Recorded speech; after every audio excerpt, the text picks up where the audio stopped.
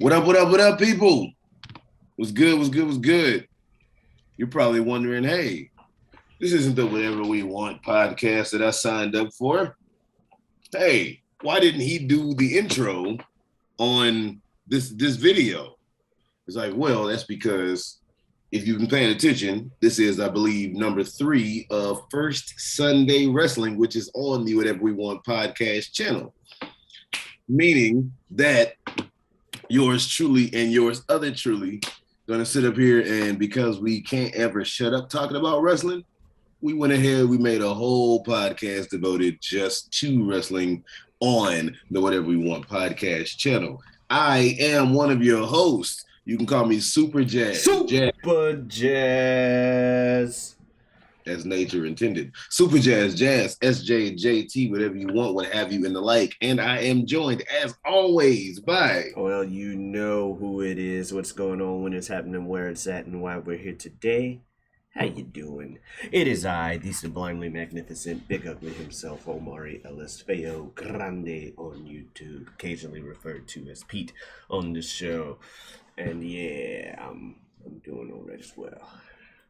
Right. And we just try to find, for those of you all who don't know, we try to find some of the hot button things or just topical things that we can speak on from the whole of wrestling with a little bit more of an AEW slant, because admittedly in 2022 and further, we are more AEW fans than other promotions. So we just talk about basically what's going on in wrestling, give our thoughts, whatnot, what have you, so to speak. Mm-hmm. So obviously looking at these notes, one thing, and yeah, everybody, we're talking about the main stuff happening in wrestling. We'll get to it. You know, we'll get to it. Anyway, so one of the things that happened very recently was we talked about it in the last First Sunday Wrestling about, oh wow, they're actually doing this. Oh shit. And we're not gonna know anything about what in the motherfuck happens. And now the shit actually happened. So now we can talk about Forbidden Door and what that means. I will say this though. This fucking pay-per-view was snake bit from the jump, because so many fucking people got injured in AEW. It's like, yo. Oh, I'd only heard, well, in full disclosure, while I know it was an amazing event, you know, monumental, blah, blah, blah, I'll get around to watching it.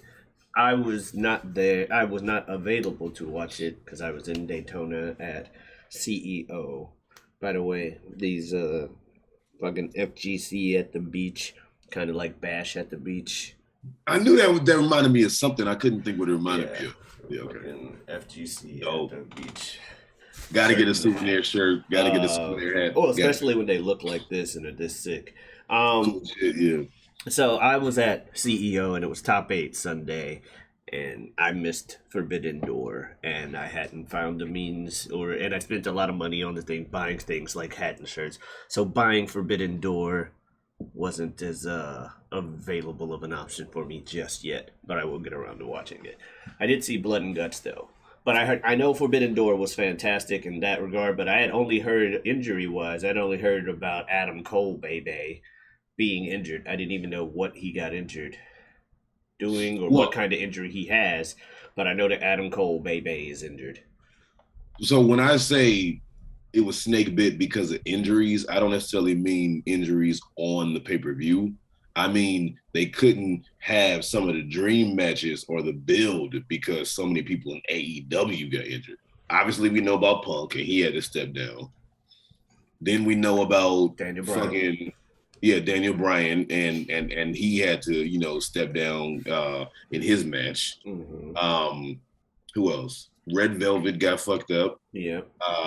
Tomohiro Ishii got replaced by Clark Connors because he got injured. Cody Rhodes got injured. Oh wait, he's WWE now. That was good. I give you that. No, that was good. I was like, for real, because I was like, wait, what? some dude, I forget who it was, but it was one guy who wrestled with New Japan, and he wasn't injured, but he couldn't wrestle because he couldn't travel overseas because they said he had a bad fever and couldn't travel, so they had to replace him last second. Of course, we know the whole Jeff Hardy thing and his, arresting. That's something we didn't put on here. Yeah, but it was just so many motherfucking like people and like big names. Yeah. Were like injured and shit. And I was just like, yo, they are fucking like trying. And then there's another one. There's another one. There's another one. But if you watch the media scrums that they do, right? And I do, and they're good watches. They're what they do at every like pay-per-view with AEW and stuff. And it's like a press conference after and all this shit. And if you watch it, they are good because they'll have big names on there. Like I think Jade Cargill was on the one for Double or Nothing. They had FTR on this one. They actually had Kazuchika Okada with his translator on the last one for Forbidden Door, which I thought was dope. The Rainmaker? I know, right? And then Jericho did the Painmaker as his answer to him. But no, so Tony Khan was on there, and he always answers questions like, the superstars, the wrestlers. You got me thinking WWE. The wrestlers go Jericho's a superstar. Oh yeah, he's a sports entertainer. The wrestlers, they go up and they talk at the end, and they have the option, you could talk in either in character, like Jay White talked in character, or, not. Tony Khan always answers stuff and breaks the fourth wall. And they asked him, how was the build for this behind the scenes because of all these injuries and all these last minute, things? And he was like, he said that he never had to scramble this much to try and make something happen more so than what he did when 2020 was doing his thing and he had to hurry up and switch everything because of lockdown and shit. They had so many last minute changes, man. It was like, because I was like, who the fuck is Clark Connors? Like, the fuck? Who the fuck is Clark Connors? Clark Connors was in the IWGP. Speaking of Adam Cole, he was in the IWGP. He was the mystery guy? No, he wasn't the mystery guy versus Zack Sabre Jr. So there was a fatal four-way where Jay White has the IWGP, which is the New Japan belt. Jay White had it, and he defended it against Adam Cole and who was it? It was Adam Cole and Hangman Page, and it was gonna be Tomohiro Ishii in that match. Also, Ishii got injured, so they replaced him with some random, what they call him, gaijin, white dude. Clark Connors. Yeah. I mean, it was pretty much 4 gaijins fighting for the New Japan belt. And it was gonna be, one like actual, like Asian guy literally named Jay White. Adam Cole, baby, Adam Page, baby, and now Connors or whatever. Clark Connors, yeah. Yeah, which sounds white. Not that there's anything wrong with sounding white. Katsukichi Okada sounds Japanese. Omari sounds black. I can say a name sounds like a race. I mean, no, if we're being honest, no. Fucking Clark Connors does sound like if you were gonna say Tomohiro Ishii. Yeah, Tomohiro Ishii sounds Japanese. If you were gonna put Tomohiro Ishii, Clark Connors, and Kazuchika Okada all in a room together and be like, which one of these guys do you think is it's like I told people before, I'm like, oh yeah, so you got a group of people, you got a guy named Mike, a guy named Alex, a guy named Omari, a guy named John, and I tell you guess which one's the black guy. So it was two of the dudes in that match that were more New Japan wrestlers was Jay White, even though Jay White is kind of like signed with AEW as well, and Clark Connors, but they were all 4 white guys, yeah. But no, Clark Connors though, I was speaking of going back to that, I was like, who the fuck is Clark Connors? Like, who the fuck is it? And they replaced it. And I remember I was even watching the match, And I was like, anytime he showed up, I was like, get your expendable ass on. Get your I'm here to take a pin at. Oh But yeah, he showed the fuck out. Oh, okay, never mind. I was about to say, yeah, he's definitely there to lose, but apparently not. I mean, no, because for a minute I was like, bro, but then he started, I was like, yo, Well, somebody in the comments. you got to remember, reputation-wise, because I've never watched an entire New Japan Pro show. Nothing against New Japan. It's just it's hard enough for me to follow everything AEW as mentioned, because I didn't even see this whole pay-per-view. But from what I've been told over the years, everyone in New Japan is just leaps and bounds, a virtuoso at their fucking art. So I'm not surprised that random dude Clark Connors that nobody heard of was able to hold his own against the other people. Yeah. No, because I even remember somebody in the comments was like, they were like, yeah, I didn't know who Clark Connors was before the match started, and then by the end of it, I found myself rooting for him, and it was like he was doing some spots. But another thing too, going back to what you were talking about. Where you were talking about, you heard Adam Cole got injured. I don't think anybody else got injured in the pay-per-view. Okay. But Adam Cole ended up getting concussed. That's what it was. Yeah. Okay. That's sad, brain injury, CTE, blah blah blah. But okay. At least it's something he'll be back from in like a week or two. Yeah. It's not like he tore his fucking pec off the bone or some shit like everybody else. Or he went into the ring to do an Uranagi, went down, and then was out of the rest of the match or something. Who did that? That was Wednesday. Santana.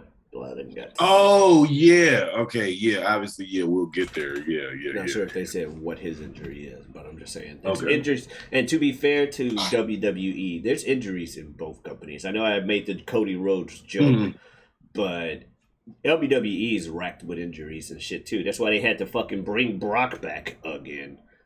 Well, they would have brought back Brock back, whether... not right the fuck now. I get what you mean. I really get what you mean. Right the fuck now. Wendy's injured too. A couple other people. Shinsuke, I think, is injured. Boogs got injured in Mania. It's just been a lot of injuries the past couple months in both companies. What is happening, man? Like, what is going on? Like, the entire of WWE, American wrestling. WWE, I have no idea. AEW invites this shit.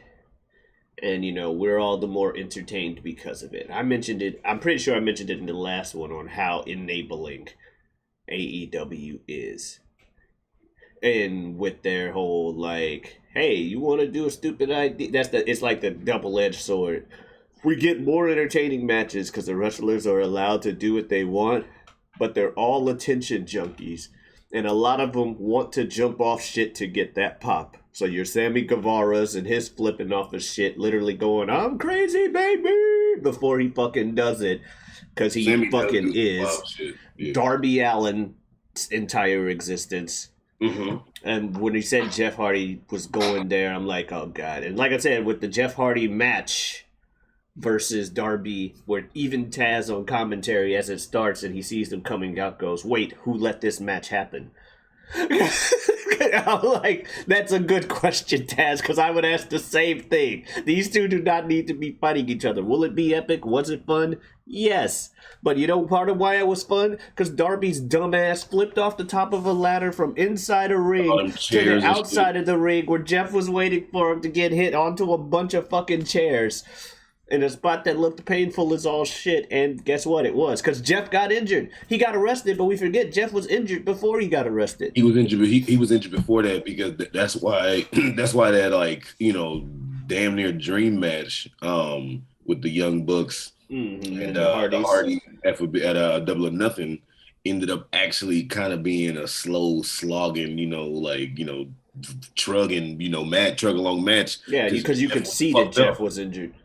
Yeah, because he had wrestled between the Darby match and that. Because it's just what AEW do. They let you do it, and I'm not saying that they're wrong for doing it. I'm just saying it is a side effect of freedom. And it's that some wrestlers like to fucking risk hurting themselves, and then they're gonna. Okay, well then not to like challenge you like ha, but just Even to Sting's 63-year-old ass is still jumping off of shit because he's in AEW.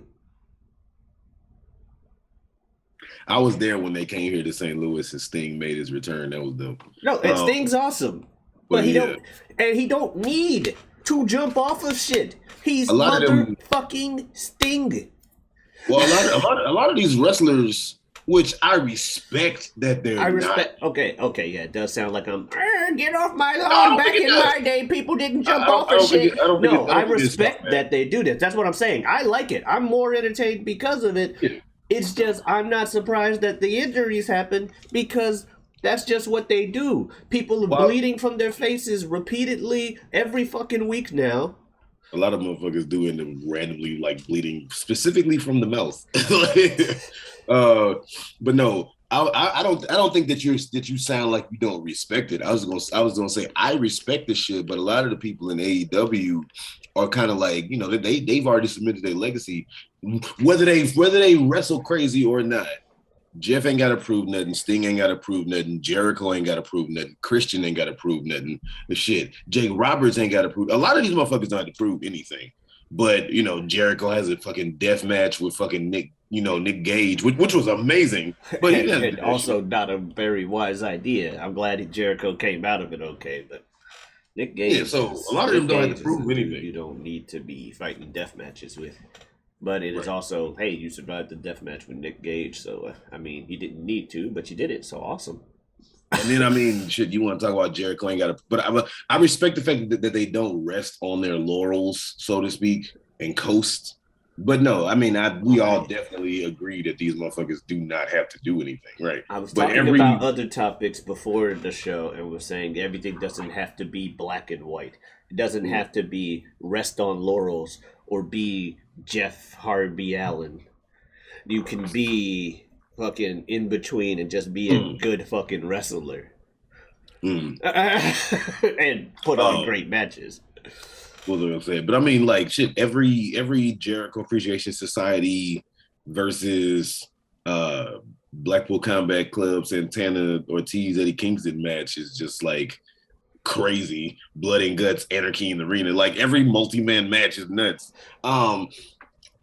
So that's why I was like, not like for the sake of conversation, not to be like, how dare you say, because I'm not thinking that. But just for the sake of conversation, do you think, because a few people have said what you said. Do you think that AEW should rein it in a little bit? Again, I'm not trying to fucking criticize these people. I'm I just I saying it's a said I didn't want it goddamn to come side off like effect of a good thing. That I means I didn't want like it to come it. off like that. I didn't want it to come off like that. I just said that. No, I like what they're doing. It's just they're going to be injured, and it sucks. But you know what? People like to act like we're all high and mighty. Oh, we should all be kumbaya and stuff. But the gladiators ain't gone nowhere. The people that were in the fucking Roman Colosseums, like cut his fucking head off back in the fucking 2000 BCs, are still fucking around, and they're watching your UFCs and AEWs because at the end of the day, Yeah. that's just something that's entertaining to people on a primal level that you can't really explain, is fucking blood sport, if you will. So no, I don't think they should rein it in. I'm not trying to criticize the company. I'm saying it as a mere side effect of what happens. If I go outside and I stay outside too long, boy, it's cool to be outside enjoying nature. Nature's awesome. Sunlight. Gotta love the sunlight. Oh shit, I was in it too long and I was sunburned. An unfortunate side effect, but damn it, I got to go outside. Okay. That's all I'm saying. I'm not telling AEW they need to rein it in, because clearly doing the opposite and being WWE, you still have like a shitty product and people are getting injured. Like I said, I don't know how people are getting injured, but or as much in WWE as they are in AEW. Like that's what I was saying. That was my initial point. I was just saying, I had said on the previous thing, I'm like, that's the one thing I kind of worried about, especially with Jeff Hardy, given what he did. And then sure enough, Jeff Hardy goes full Jeff and unfortunately gets arrested and all that, which kind of proved the enabling point there. They should probably rein in, those kind of extracurricular activities. But as far as in the ring, but as far as in the ring, it is what it is. And at the end of the day, Jeff Hardy's a grown ass man. If he wants to Amy Winehouse this, he's earned the fucking right. To tell him go to rehab, he said no. That's what I'm getting at when I say Amy Winehouse, not how she actually ended her life. I'm glad you clarified that for people listening. I knew what you meant, but yeah. I slightly misspoke. I think I might have missaid it. So with IWGP with it was Jay White, Adam Page, Adam Cole, and Kazuchika Okada. And what the fuck? No, that sounds awesome. And the All Atlantic was Pac, Clark Connors, Miro, and Malachi So Black. He was the mystery dude. No, so the mystery thing was Zack Sabre Jr. versus who's it gonna be? No, that was Swiss. I'm talking about there was a fourth person in the fucking thing in the All Atlantic that was question marks. And I guess it turned out to be Clark Connors. Well, it was supposed to be Tomohiro Ishii. That was supposed to be Ishii. Gotcha. Okay. Yeah, that's why I said I had both of the 4 ways for the 2 different title matches. Sorry, I forgot that Zack Sabre's one-on-one with the guy that I had even called with my friend as being fucking Cesaro. Because I'm like, Daniel Bryan just said, he kind of said, I'm doing this to piss off Eddie Kingston. I know a guy. I'm like, it's gonna be fucking Cesaro. Eddie Kingston hates that guy. I didn't know that. Eddie Kingston hates him some Claudio. He hates him much. He goes like, that's the thing. You like, I know you don't like him because he seems fake or whatever. But no, when this man goes out here and tells you every week, when he goes out here and tells you that he hates CM Punk, Daniel Bryan, and Claudio Castagnoli. No, he hates those people from his Ring of Honor days. And especially Claudio, because apparently one of the rumors. I didn't feel like going to say, if you want fucking hardcore journalism, go somewhere else. But from everything I've heard, there was a thing with Ring of Honor where, aforementioned, they all treated him like shit backstage, and none of them respected him back then. And then he's supposed to have a really good match with, like a real big match at the time, one of the biggest matches in his career against Claudio. Only for Claudio, right before the fucking event where it's supposed to happen, go, I signed with WWE. And they canceled the match, and he lost one of his big, outbreak opportunities and stuff. And he's held the beef with him since for that, as well as other stuff. And he was he was even tweeting the second Cesaro got fired. He was like, I'm going to say it right now. He doesn't have the balls to come to AEW. Because he was its own site. He hates some fucking Claudio Castagnoli. But AEW's Cesaro prints money and we're going to sign him. And so they signed him. But that's why Wednesday you had the moment at the end of that match that you did. When they were saying fuck you, I was like, oh shit. or at the end of Blood and Guts when he came out and he was just yelling at him, because I saw a clip of him fuck you guys, I don't fucking want to be with this guy, blah blah blah, because it's who's replacing the guy that Eddie Kingston already hated being in the stable for this match. He already hated that Daniel Bryan was going to be in there, and Daniel Bryan's guess what? I'm replacing myself with Cesaro. Fuck you, Eddie. Oh, you son of a bitch! I fucking hate everything! The dude that he hates even more. Yeah. But no, going back to Forbidden Door, though, man. All in all, it was a good pay-per-view. I need to rewatch the thing because, again, my brother, he watched it. I had to work because just started a new job a week and a half ago now. No, actually, not even about a week. I think I've worked there maybe a full week. I gotta go after we finish recording some of this shit. But anyway, my brother watched it. We were gonna watch it together. Started a new job, so I couldn't, get the time off. So I, ended up calling him after it was all over and being like, "Hey, how is it?" And then I stayed up and tried to watch, replays that I could catch and shit. But the thing was, as much as I was taking it in, there was definitely, a little bit of like tiredness and whatever. So I didn't necessarily take in every match to the fullest extent that I should have.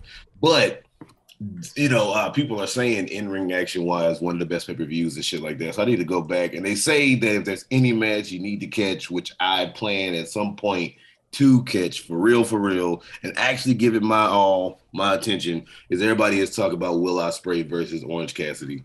Speaking of which, that's the match that I also want to see. Now, we know of your distaste, since you don't want me to say hate, despite the fact that you never have anything good to say about the man. Your distaste for Eddie Kingston. What do you think of Orange Cassidy? I love Orange Cassidy.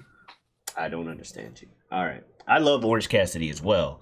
But Orange Cassidy, I feel like, is in a similar vein to Eddie Kingston, to whereas, okay, this shit only works in pro...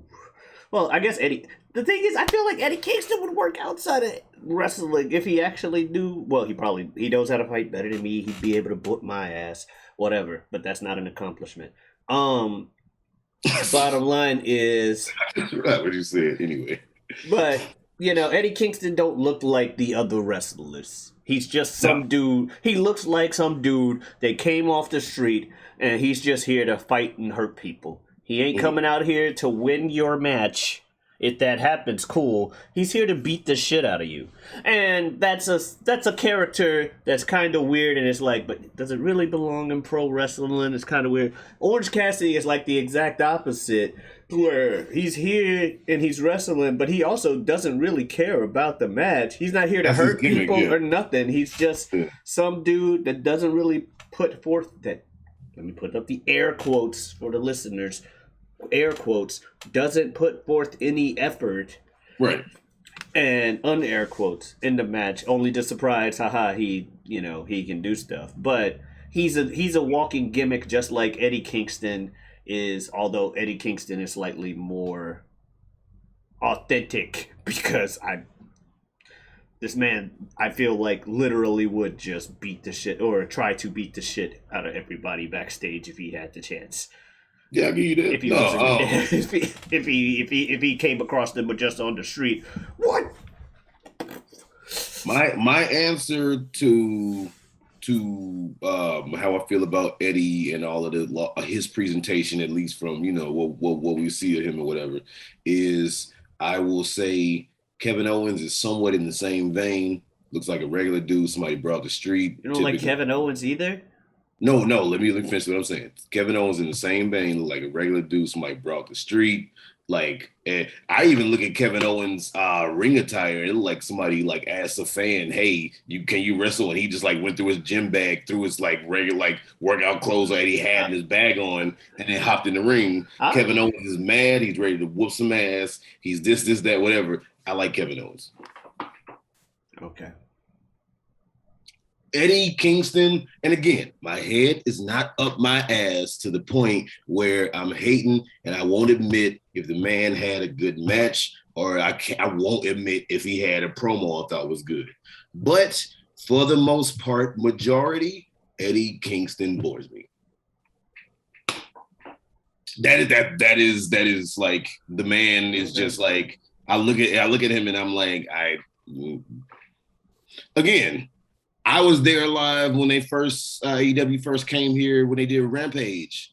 What was it, like last year or whatever? And the promo that he did with him and Punk, where they like fucking created a backstory for an entire pay-per-view like match, and they created a backstory within like a week or two. And that promo that they did was really fucking good on both sides. Eddie might have even got the better of Punk that day. So I will admit the shit, but for the most part, no, I'm not entertained by the dude for the most part. Fair enough. Yeah, like that's what I'm saying. I'm not hating. My head ain't up my ass. So I'm just not like everything he does is. No, I'll admit the shit.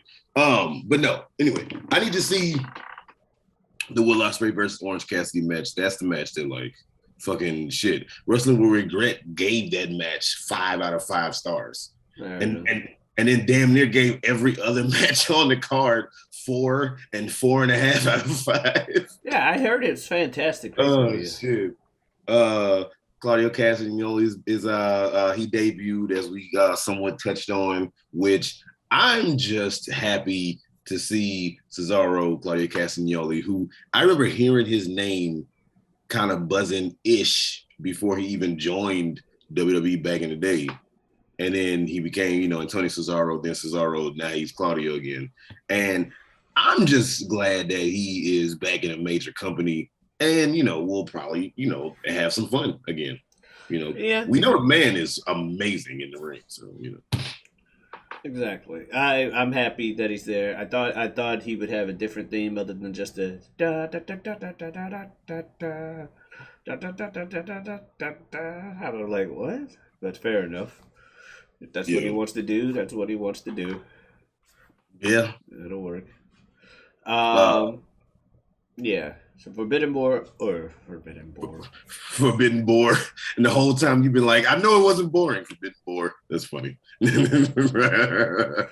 no, Forbidden Door, great event. Fantastic. Jon Moxley ended up defeating Hiroshi Tanahashi for the interim AEW championship. Yeah. Some of these matches were kind of obvious who's going to win. I will say. Which Gaijin won the IGWP? Oh, Jay White. So, all right. The most Gaijin of the Gaijin. The guy literally white. Yeah, that's right. Kazuchika Okada was actually an Asian, born person in that match. But no, Jay White That's won. Right. It wasn't Clark Connors. So, I had that mixed up.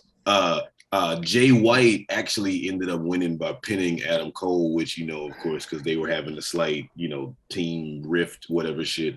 And then Adam Cole got concussed. And in typical wrestlers concussed fashion, if you look, Jay White pins him, and then you kind of see Adam Cole try to kick out, and he held him down. And I was like, that wasn't supposed to happen. He was fucked up. Right. But no, I was going to say, now, if you wanted to throw us for a loop, because some of these matches were obvious because the titles were on the line, so you knew it was going to win. If you want to throw us for a loop, have Hiroshi Tanahashi win that bitch. And then I'd have been like, then it'd have been like, oh shit. But no, it made sense. And that's why it would have been cool to have like a company title switch. Like, you have an AEW guy win the IGWP and you have Tanahashi win the AEW. And then later they have to you can keep working together and eventually have to win your titles back for your company. Kind of like what they did with Kenny, but without it being a belt collector situation. I wasn't too happy with the very, very, very end of the pay-per-view, though, and I'm not the only one. Because Hiroshi Tanahashi and Jon Moxley just had this crazy-ass match, which if you follow New Japan and know Tanahashi, apparently, these are two huge titans of their company, right? They had this crazy match for the title, and then outruns BCC, and Santana Ortiz, Kingston, and then the JAS, and they have a random brawl. And it was like, y'all, I know you're building the blood and guts, but just let them have the ring for a second. AEW likes their super jail endings, and by super jail, and I mean there's this show on Adult Swim a while back called Super Jail, which I'm not gonna be like, oh, this was an Emmy, Oscar, whatever, but the animation that they put into those shows, though it looked like it wasn't that good, the amount of stuff happening on any given frame, especially near the end of each episode, there was a ton of shit happening, and shit would just go to the nth degree, and there's just chaos on the screen. And I feel like AEW loves doing that to end their shows. It's just, oh shit, here comes this guy. Oh no, this guy. These people are fighting. We'll see you next week on Nitro. But but no, that's why I just saw that, and I was like, bro, these are two huge names. It's both in their respective companies. Let them beat each other. Moxley bleeding because Moxley can't, it's in his contract that he has to bleed every 3 matches. But Moxley bleeding his ass off. Let them have the ring. What the fuck? So no, it was just but anyway. Oh, and one more thing. Pac, Clark Connors, Miro, Malachi Black. The inaugural AEW at All Atlantic Championship title holder is Pac. Did Good. not see that coming. Good for him.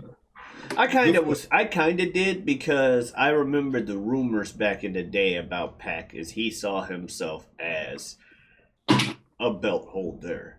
And he was, and part of the reason people didn't think he would come to AEW is because he was like, no, I need to be the guy, and if I'm not, I'm gonna be pissed type deal. And so I was surprised that they hadn't put any kind of belt on him by now. Then again, I think I touched on the scary side of AEW, where we ain't here for belts. We just here to be fucking. You don't want to go there. They're the fucking elephant graveyard division of AEW. Where you got your Malachi Blacks, your Pacs, your fucking Penta El Cerramieros, and your Andrades, and all these people that's like, oh yeah, Oscuro, thank you. I'm like the evil Penta and all this shit where it's just dark, where every entrance is just, oh shit, the arena went dark, and here comes somebody really fucking scary. Why are we over here? I don't want to. It's like, now we're at this part of the show. Like, I think this past Wednesday, there was, or no, not this past Wednesday, but the one before, is just randomly like, okay, we got the fucking Luchasaurus, Tarzan Boy, all this shit going on. And then all of a sudden, you just, lights go off. Like, oh, we reached that part of the night. Oh god, here comes Malachi Black. Well, who's he fighting? Lights immediately go off again. Like, oh my god, why is it so scary over here? That is both like you got one that sounds like a devil, the other like Malachi Black, and then music sound like somebody screaming bloody murder, being like stabbed or some shit. Like, what is with this side of AEW? They don't even, and it's all scary people. You could be like, well, none of them have championships. How scary can they be? Because that's the way society is now. We only look at championships. None of those motherfuckers seem to care about championships. They're just here to wrestle and hurt people, but not like Eddie Kingston. They actually, they just, I don't know. They got their own means. This like off and on feud with the House of Black and Death Triangle. Every match is fucking amazing. Every fucking match. And that's why when I saw Double or Nothing, and I think they were like the third match on the card for them, I was like, this match is probably gonna be match of the night. This is gonna be high octane, and it was match of the night as far as I was concerned. Them motherfuckers. So far though, out of Lucha Brothers had a title, but now the only one to have gold so far with Death Triangle is Pac. But Lucha Brothers did have the championship. Yeah, that fucking... No, we talked about that on a fucking whatever we want when we just hijacked the whole episode to talk about that all out. Which kind of inspired this. And it also set the rules that I have where it's like, you do not want to fight the Mexicans for the title when they go full Mexico. The Lucha Brothers set that precedent because they came out with the fucking Aztec dancers and the fucking rabbits of Cerro, Miedo, keep going back to that. They was dope as shit though. And then they come out in the fucking full-on garb with the fire in the background. I'm like, methinks the Lucha Bros are winning tonight. And then Thunder Rosa was like, I normally paint half my face, but now I paint the whole thing. Oh no. All female mariachi band played her out. Yeah, with the fucking mariachi band. Exactly. She went full Mexico and she beat the shit out of her opponent and won the fucking title. Britt Baker, speaking of chairs, with Britt got knocked onto like a mountain of chairs in that match. Yeah. It's like you don't fight the Mexicans when they go full Mexico. You just don't. You're going to lose. And that was in what's her name? Rose's hometown too. And then she had the hometown buff on top of it, which in AEW is a buff. It actually means something. In WWE, it means something in WWE too. It means you're losing. Not some good shit, right? And WWE, which goes to my original point of the difference between the companies. AEW wants you to be happy. Vince wants to piss you off. He's even somewhat gone on record and said something along the lines too. But what was I gonna say? No, but going back to it, we could transition to this though. So speaking of, if they would have cross promoted belts, and then it was like you got to get the belt back. There's a team right now who is taking every fucking belt that they can goddamn get, except WWE, because that ain't gonna happen. But they're taking every belt they can fucking get. Ring of Honor, AAA, IWGP, which is New Japan. And the only one in the company so far that they haven't got is held by the Young Bucks. And this is FTR, who I'm talking about. These motherfuckers are having, as I have said several times in conversations, a career-defining year. Yeah. This shit, what they had the match. It's so weird seeing them as faces. Oh, yeah. I'm just glad they're not doing, remember speaking, shit, if you go a few episodes back on this very channel, when we were trying to do a weekly podcast for wrestling, I'm glad they're not doing shit like what they were doing with the Usos, like that Usi hot shit that was on one of their, like, in their drawers or something, and he rolling around. What's his name mentioned that, and he mentioned somewhat of that in a tweet this past week. One of the two, I think it was Dax. He was like, he's like 3 years ago, I was shaving this man's back on screen. Now we're like 4-time champions at the same time or some shit. Hashtag 7-star FTR. Yeah.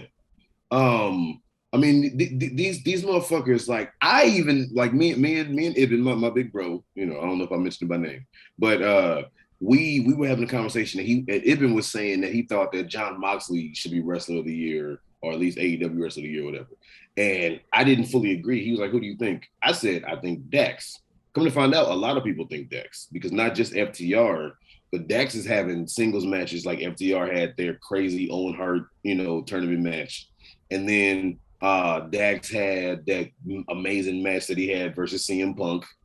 And he's had like more, like FTR is like the How team. often do they do that though? They don't do where that they many. Take one member of a tag team and say, you're the Wrestler of the Year.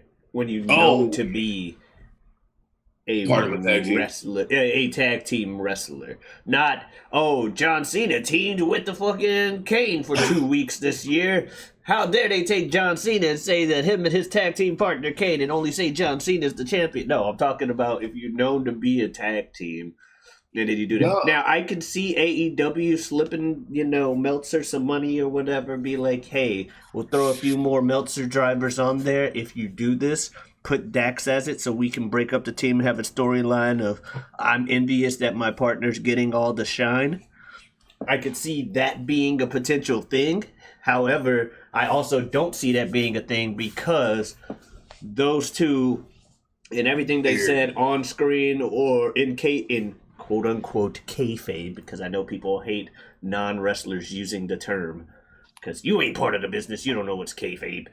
I have a general idea based on what y'all have told me. So, kayfabe, quote unquote, or not, they've come out numerous times talking about how much they love tag team wrestling.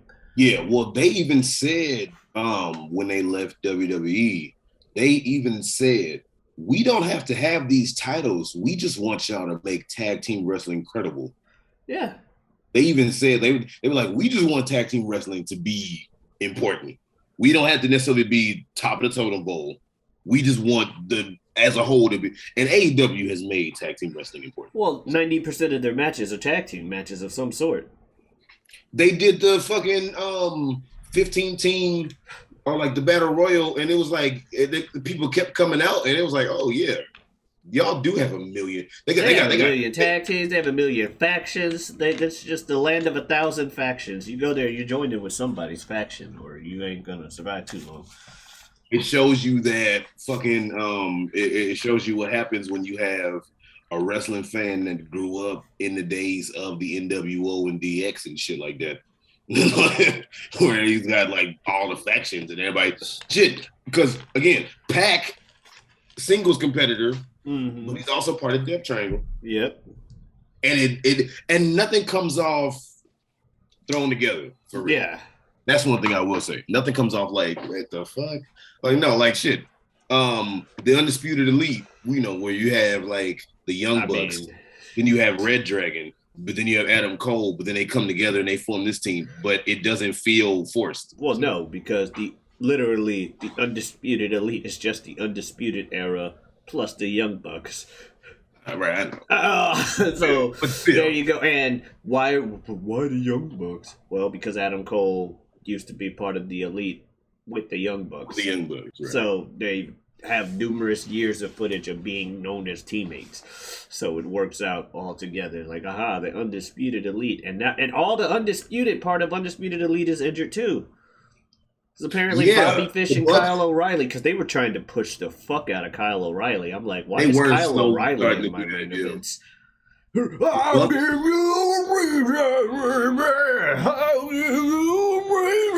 This theme is weird.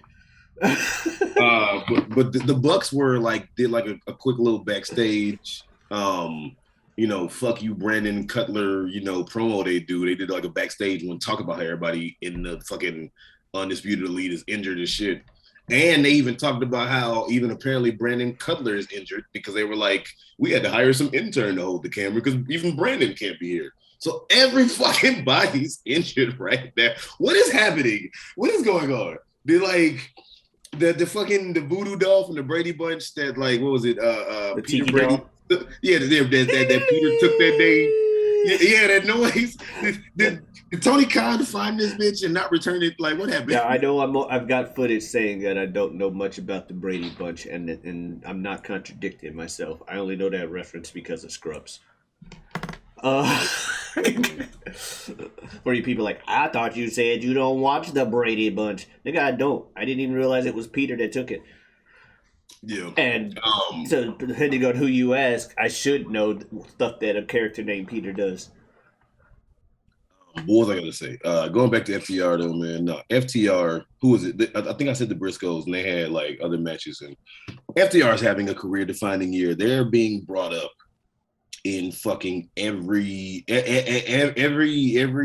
other show, if not every show. FTR is being talked about for good reason. I can't wait. It's possible that they are building to FTR getting 4 tag team titles in 4 different promotions, and obviously culminating at All Out versus the Young Bucks for these 2, like the AEW titles. That's going to be an amazing, because we've already seen it, and now we get to see it again, and this time, like, basically this year is solidifying that FTR can say we're the best tag team in the world, because they have all tag teams in 4 different promotions in different fucking languages. Like, come fucking AAA, or I think technically AAA, which is, I believe Mexican. Then, of course, IWGP, New Japan, Japanese, Ring of Honor, Ring of Honor English, and then now AEW being the major English promotion that's not WWE. Like, this is fucking nuts. So good for them. This year has solidified them at least somewhat in the pantheon of legendary tag teams. Yeah, they go hard all day, all night. They're proud Southern people who be ready to fight. Say yeah. I actually like that song. No flips, just fists. Mm-hmm. See, exactly. You don't have to jump up. See, there's a middle ground. You don't have to be lazy or Darby Allin. You can be FTR, where you're really, really good wrestlers and don't need to flip a fact. In fact, they actually lose when they decide to flip. Every time they try to do something high risk, they end up losing. Just about. What was I gonna say? Or at least that used to be a thing. It might have changed recently because, AEW, they love their high risk. And it's a very enabling company. How about the fact that their name, like the name they're going by and getting all this accolade and shit, is based off of something that was actually made to talk shit about them? Because you know what it stands for, fuck the revival, right? Mm-hmm. People used to say that shit apparently. I was just like, and now y'all took that shit. Yeah, I remember because what's his name? Xavier Woods tweeted that out when he injured his ankle in a match against them. He tweeted #FTR. Holy shit, man. That's hilarious. and it like became like a big thing in the wrestling world. And they went from the Revival to FTR, and now it's like now this is what they're known by. It's fucking hilarious. They were getting accolades. Music is weird too now. They talked about that in the media scrum. Like somebody asked them, because the two of them were them and Tony Khan, and somebody asked them like, how do y'all feel about this new music y'all come out with? And they said they went in they were in the back one day, and Tony was like, I got some new music for you guys, I want you to hear it. And both of them basically said when they first heard it, they were like, oh my God, this isn't us. How are we gonna make this work? This doesn't feel right. Oh no.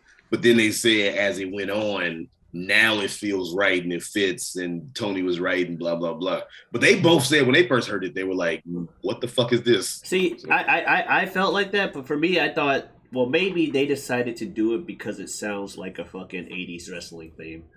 And that's why everybody says it fits, because they're supposed to be more of a throwback type of feel. Mm-hmm. So it feels like some throwback shit. But they said when they first heard it, they were like, I can't make this work. What is this shit? So speaking of talking about, it's weird to see them as heels. Not heels, faces. How about somebody who is not weird to see as a heel? Speaking of somebody who is also, doesn't have to prove anything, but is still doing career work. Man has already done career work. What career work? Christian went heel. I was there live when the man turned on Jungle Boy, and we saw it coming. I mean, it's not a surprise. Christian has been heels numerous times. Let us not forget. Yeah. Christian, at last, you're on your own. Did you see the promo that he cut Wednesday? This past Wednesday, where he's like, I'm sorry, I said your dad is dead. I said he should have died faster or some shit. Yes, I saw that. Yeah, it was crazy. I was like, oh my God. Because when he cut his first promo after turning heel, which, first of all, this man said, I turned heel on Jungle Boy because a year ago he eliminated me from a match, and I never forgot. So I pretended to be his friend and mentor just to gain his trust. And a year later, like, yeah, bitch, talk about holding the fucking grudge. But so all this time later, he turns on Jungle Boy, which was amazing to see after a crazy match. And he did this whole thing and he talked all this shit, and then he dropped it. He dropped like towards the end, he was like, but but your dad's dead. And I was even kind of like, they had to say that. Yeah. So then he doubled down on it the next week. And what he said was, yeah, I'm what do you say? I know I said that your dad's dead. He said, but I'm sorry that your whole family ain't dead. And it was like, shit, except your mom, call me. I was like, this motherfucker's an asshole. Like, what? It's hilarious. That's all I find it. It's now, good shit. Something that he did that I've also noticed with my roommate, AEW heels have they have no problem turning other people heels. They have no resistance in turning other people heel. Oh, I know what you're getting at. He talked to Luchasaurus for 5 seconds, and now Luchasaurus is full heel, anti-Jungle Boy. Fucking Stokely, literally after the match Jade had this week, whispers in her opponent's ear like, and then she's on her side now. And she just decided, I'll go full heel too. Like, all you gotta do is like talk to him for like 2 sequence and you convert them. Aleister Black or Malachi Black spits in your face for like a second. He spits in, at least that, quote unquote, has a magical supernatural element to it. But still, he spits at you and congratulations, you're a heel now. And it's just like, unless you're part of Death Triangle. No, the motherfuckers, because they all changed. Like Pac. No, they changed. They just didn't turn into bad guys, but they changed. That's what I mean. Yeah. Oscuro literally means darkness. Dark Penta is what it translates to. Yeah, as opposed to normal Penta. Literally. No, but I mean, they're not bad guys. I'm agreeing with you. I'm just saying they're not bad guys. You only think that because they're fighting other bad guys. It's the Sheamus. Bro, I don't want to see the Lucha Brothers be bad. It's the more often than not. Lately, Randy's been like face, but generally when Randy or Sheamus is a face, or it's only because they're fighting other heels. they're not really doing anything face-like. Because let me tell you, like I said, Pac literally is still a fucking bastard. That ain't a face. Like, especially with the way the announcer says it. Just with he is a bastard. Like, just with such disdain in his voice. He is a bastard. Pac. No, he's not like that. No, they're just. You just think they're faces because they're going against the House of Black, who I'm not even sure what they are, but clearly you're not supposed to root for these people, but you do because they have great matches. I mean, yeah, he converted Julia, who was Julia turned her cheerleader in the House of Blondes, not the House of Blondes, the Hollywood Blondes, the Varsity Blondes. Varsity Blonde. Hollywood Blondes was Brian Pillman Sr. and Stone Cold back in the day.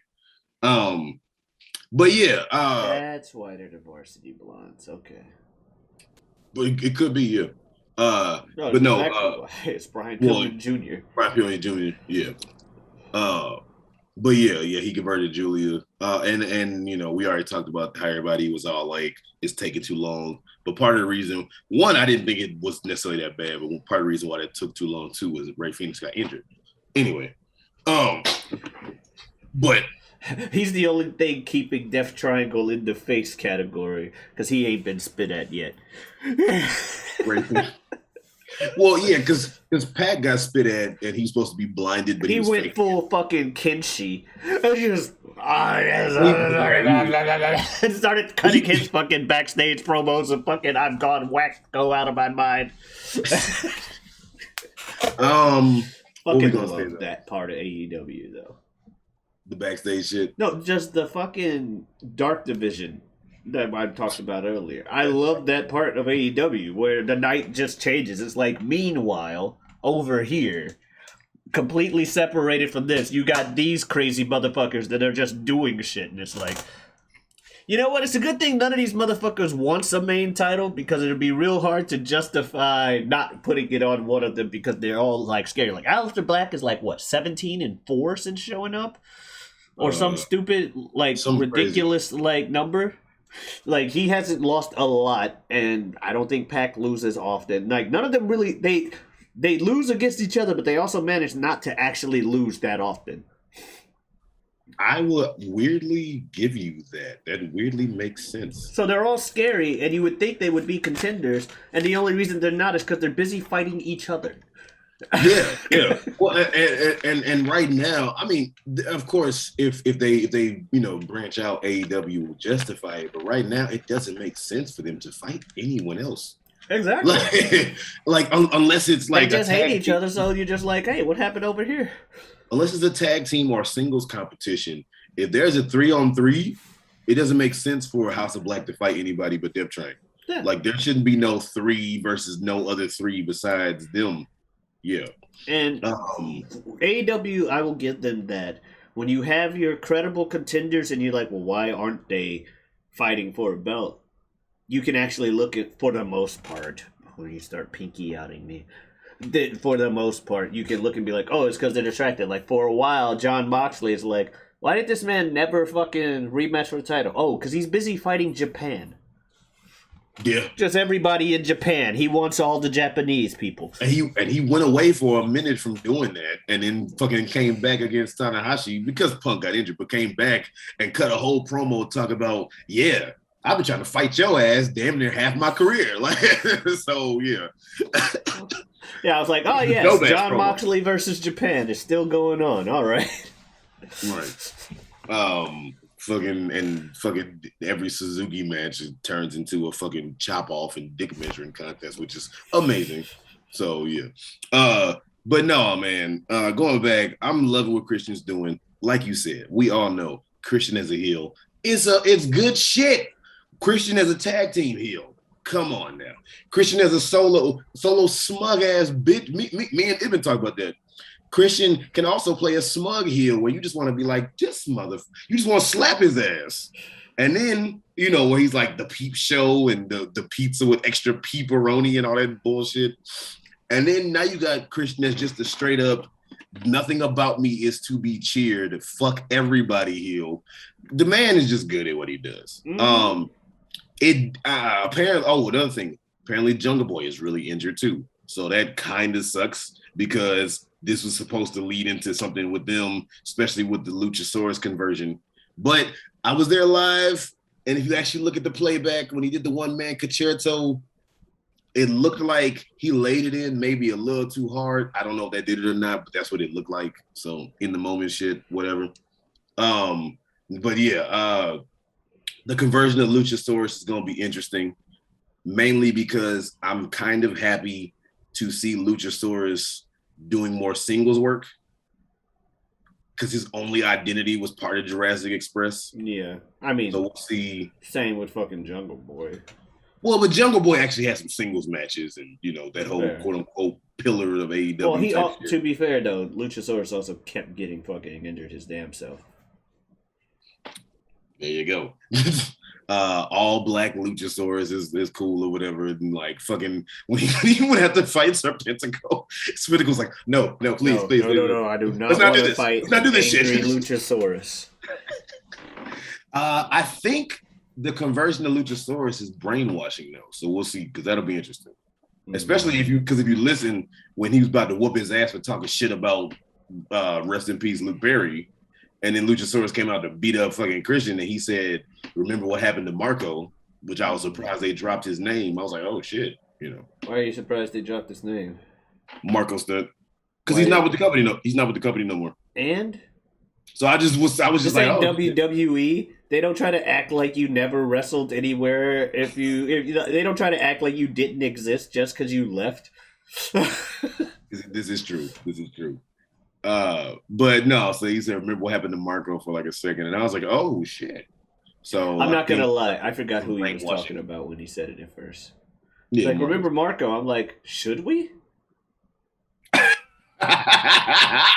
Is this Yo, don't do Marco. I know you don't mean it bad, but I'm like, don't do Marco stuff like that. I'm like, is this some Martha shit from the fucking Injustice, Batman versus Superman? Is that what they're getting at? Yes, why did you say that name? That makes me wonder how many other people, when he said that, remember Marco, how many other people were like, who is he? Who is that? Yeah, I'm like, why did that affect Luchasaurus so fucking hard? It wasn't until this week when we're pointing out how easily heels convert people when my roommate said that he said, remember Marco? And I'm like, oh yeah, Marco Stunt. I didn't remember Marco. Well, shit.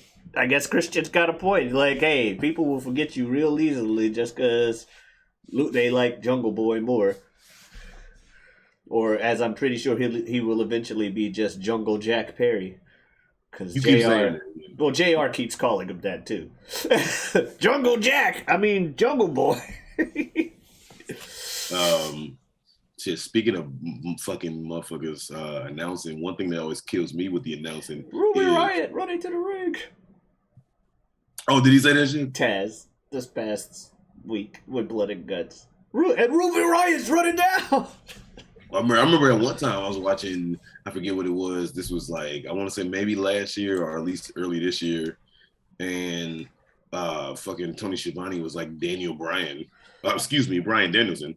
William Regal, since he's been there, has called the man Daniel Bryan multiple times. Funny. But no, I was going to talk about the announcers. And Excalibur's good at it, but that motherfucker was an auctioneer in a past life. Because the amount of shit. And we have and then the next match for the AEW Championship. And then so with this match, when the match came out, and then I'm like, Jesus Christ. God. And he fucking says it, no stumbles, very fast, gets all the information in, back to back to back. It's like, yo, this man is good at what he does. God damn. Holy shit. I'll give him his props. I like Excalibur. I think he gets a bad rap because he's next to Tony Schiavone and Jim Ross every week. Two fucking legends amongst legends in the game. Speaking of people calling people shit, what William Regal calling people shit, man with a mask is just fucking hilarious every time he comes out and says that shit. Mr. Schiavone, Men with a mask. Like what the? I love William Regal. He's Um, hilarious. what was I gonna say?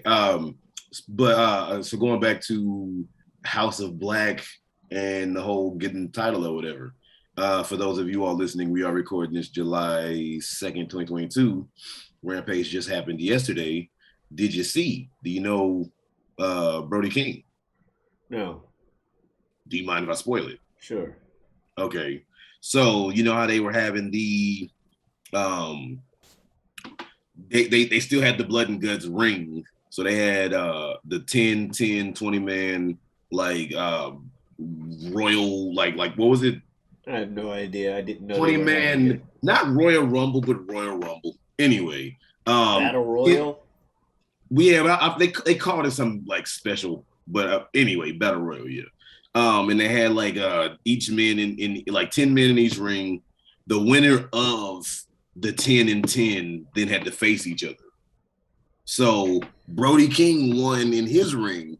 Darby Allin won in his ring. They had to face each other, and Brody King is actually going to go on to wrestle John Moxley for the interim title. Well, damn. All right. Yeah, because I was like, when it was down to Brody and a few other people, I was like, well, no way Brody's gonna win it. Okay, they did the same thing with Kyle O'Reilly a few years ago. I think they like doing this because they're like, let's be honest, we're keeping the belt on this motherfucker. So let's not. And they like making sure they point out wins and losses.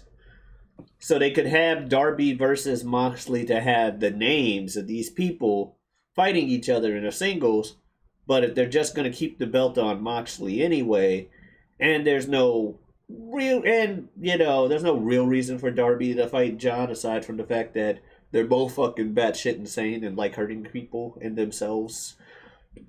It's like, now we can wait for that Darby moment. You know, we'll distract Darby with some fucking other shit. I forget who he and Sting were going up against for like 2 or 3 months, but then we'll find somebody else for him and Sting to be distracted by. We'll let the House of Black guys do this. But that was the whole thing too. Was I was just like, there's no way Brody's gonna win his, like the separate. There's no way Brody's gonna win the. Because I was like, well, Darby's gonna win that. And then when they had to fight each other, I was like, well, obviously Darby's gonna win this. Obviously, is Darby gonna? Oh shit! Like so, yeah. Because the shoe-in would have been Darby Allin. Yeah. And it was like, oh shit. So, if anything, this should be a good match. And I mean, I will say at the very least, even if this is like no shit. You're gonna lose, Brody. This your time to shine, bro. Yeah. Go ahead, get out there, man. Good for you. And they fuck around and have Brody win the fucking AEW title. Will I be mad? No. Will I be shocked and a little like, where are we going with this? Yeah. I'm not gonna be mad, but I will be like, I'm sure they have a plan. Maybe to break up the House of Black or some shit. Because then Malachi gets jealous that his underling has a better belt than he can't even win. Because I was going to say, obviously, if you would think anybody would have the AEW championship out of the House of Black, it would be Malachi, right? But no, that was like an oh shit moment. And we all know Malachi versus Buddy Matthews is a thing waiting to happen. Or Buddy Murphy. Oh, because of the WWE. I forget what they call him in AEW. Buddy Matthews. Okay. Yeah. No, they kind of hint that those two hate each other and are just reluctantly working together anyway with the Buddy Murphy and Aleister Black thing. We talked about it on Whatever We Want, where you said I loved it when that was going on. The alliteration for it. The alliteration? The other word for ding dong ditch, a term for ding dong ditch. Oh. And he's like, there's another alliteration. Ever since he did that, he just he had regretted it because Aleister Black beat the shit out of him every fucking week until Seth Rollins came in and was like, fine, And then still, Aleister Black whooped his ass, and then Seth Rollins is like, hey, I did this thing to Ray. We're going to do it to him too. Let's fuck his eye up. I wasn't watching WWE for real around that. But that was one of the few things I enjoyed every week was seeing the 10-0 matchup. Well, I was gonna say all that, like, I'm gonna fucking like literally gouge your fucking eye out. I was like, what the fuck is happening right now? Here? What is like? Ray like put his face on the stairs and was like, I was like, what the fuck is this shit? Eye for an eye. The winner wins by taking his opponent's eye out. I'm like, what is happening? Are we doing? What in the fuck? I remember that shit. I remember like seeing little pictures and like clips and shit. I was like, what is happening in WWE? What is happening over there, y'all? Better like, shit than what's happening now, unfortunately. Well, because now people are really getting injured. That was fake shit, right? Well, that and just at least it was interesting. I may not have understood why it was happening, but I wanted to see how the hell they handled it with the eye for an eye thing. I at least like WWE. I have no real inclination to watch right now. There's nothing really happening that makes me want to watch it. A lot of us in our generation, like our age group, a lot of us don't have. According to my roommate, John Cena more or less said it in his little speech because he's like. He didn't say the words WWE sucks now, but he was kind of like, well, you guys have to make sure you let them know. If you don't like what you're watching, you let them know with your voices and stuff. As part of his speech, he had a line in there like, hey, this show doesn't happen without you guys, so if you don't like what you're watching, you have to let them know. I mean, back in the day with him, we definitely did. Cena, we definitely let them know. Did they listen? But we definitely let them know. I mean, they listened the first time, which is the reason he became big. Right, but when we started getting tired of his ass, they didn't. I mean, listen. But Cena. Here's the thing: for all the stuff we're complaining about Super Cena, he still lost more than Roman does. Well, and they really stopped listening when it came to Roman Reigns. Yeah, facts. For all the shit that we complained about John Cena. Even back in the day when it was the height of the Super Cena era, John Cena could still put on an amazing match, and the man was still good on the mic. He would just say some dumb shit a lot, but he was still very like I came off natural and believable a lot of times compared to other people who come off wooden and shit like that. So Cena was always good at what he did. It was just we're a little tired of him. Let somebody else have a go. I don't think there was ever a time where there was a storyline where literally no one on the roster is worth the shit. And so we're giving John Cena a vacation because no one on this roster can lace up his boots whatsoever. Which is the case with Roman Reigns, where they come out every week and tell you no one that you see tonight is worth a single damn because they're not Roman Reigns. Like, that's what the announcers are telling you at this point, which is part of how you're supposed to build the characters, though. So they're telling you, don't bother watching because no one on this roster is worth a damn. And even if, I'm not saying it is true or nothing, but let's say it were. You don't tell the fans that because you want them to watch. You're not supposed to say that shit. I agree with you on that one. Because like I even said, I've had conversations about wrestling and basically what you said and shit.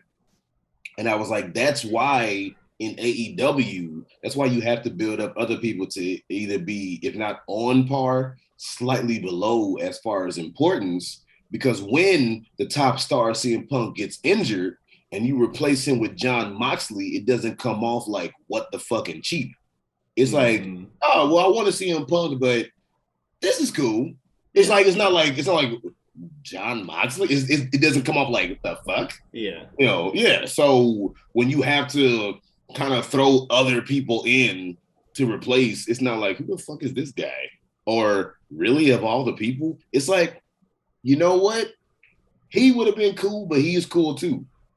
Right. So I definitely agree because the thing is, like, for instance, a Finn Balor has the fucking chops to be a top player, but right now, they would have to build Finn Balor up enough to feel important before they even did that. Which is crazy because he was the first Universal Champion, and then they decided, he got injured, so let's punish him. Like that's the weird thing about WWE. I think that tells you right there how Vince feels about anybody that he didn't handpick his damn self. He'll give you a shot, but the second you get hurt, he's like, "See, I told you weren't worth shit," and he'll never do anything with you again. Like happened numerous times to Dolph. I still say to this day, Miz main event in WrestleMania 27 was crazy, but the career work that Miz has done since then, why has he never gotten a championship for real ever again? He has. When? He was champion earlier this year. WWE? Yeah. That's how much I don't. For like 2 weeks, but he was. Oh, well, see, that's why I don't fucking remember. The bottom line is it does count. That's true. The bottom line is he's a 2-time WWE champion. He beat, I think it was Drew McIntyre with help from Bobby Lashley. Oh, I remember something about that. Yeah, that was very short. Miz cashed in Money in the Bank that he took from Otis. He cashed that in to win the championship. So he's the only he's one of the few people to win the fucking Money in the Bank or win the Money in the Bank cash in twice. There's not a lot of people that have cashed in successfully twice. Miz is one of them now. Mm-hmm. Details be damned. He did it. Which, to be fair, winning a Money in the Bank contract, cash in 9 times out of 10, it's details be damned. If you're going to actually win the cash in, it's because something happened that was highly advantageous. When you do the honorable, I may face, and I'm giving you a week or 2 to prepare. I'm coming for you. That you always lose. Thank you, John Cena. The only person I think who successfully did that was RVD. Mm-hmm. For, ECW One Night Stand back in the day. Yeah. Versus Cena, surprisingly. But I think that's like the only, or one of the only 2 times where somebody was like, I'm going to fight you for the title on this day, and then actually fought for the title on that day and won. And I think it was like that and maybe another time, and that's it. Yeah, no. Usually, if you win the Money in the Bank, it's to win the title through shady shit. And again, just fuck, right? Shout out to Edge for setting the blueprint on that. Mm-hmm. And Miz follows a lot of the Edge blueprint for a lot of his shit. Speaking of Miz, WWE debuts. This isn't in the notes. Something I remembered. A certain YouTube personality is now. He put on a decent match at WrestleMania, sure, why not? Yes, I know, blah, blah, blah, he needs to die because he made fun of dead people. I'm not saying you're necessarily wrong about that. I'm saying he ain't been arrested, he ain't been, assassinated for it by now. I ain't gonna be the one to do it. The man's still alive, he wants to wrestle, as he's put forth the effort in his match of Mania, whatever. Cool, he's in WWE now. I don't have to hate him that fucking hard. I don't really care about Logan Paul. One of my friends genuinely, and this was, before he even started wrestling at all.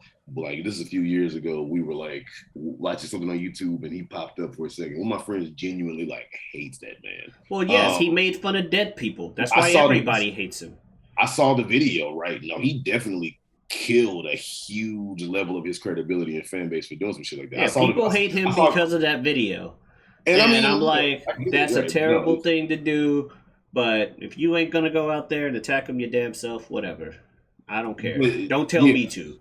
I don't give a fuck anymore. I'm not saying that you should go out and do that. I'm not saying he shouldn't get any consequences. I literally just said if someone were to go out there and beat the shit out of him because of what he did, okay, cool. But it ain't going to be me, so whatever at this point. Also, again, Vince likes pissing people off. What better way to piss people off than to sign someone like Logan fucking Paul? Vince, the man has hatred written all over him.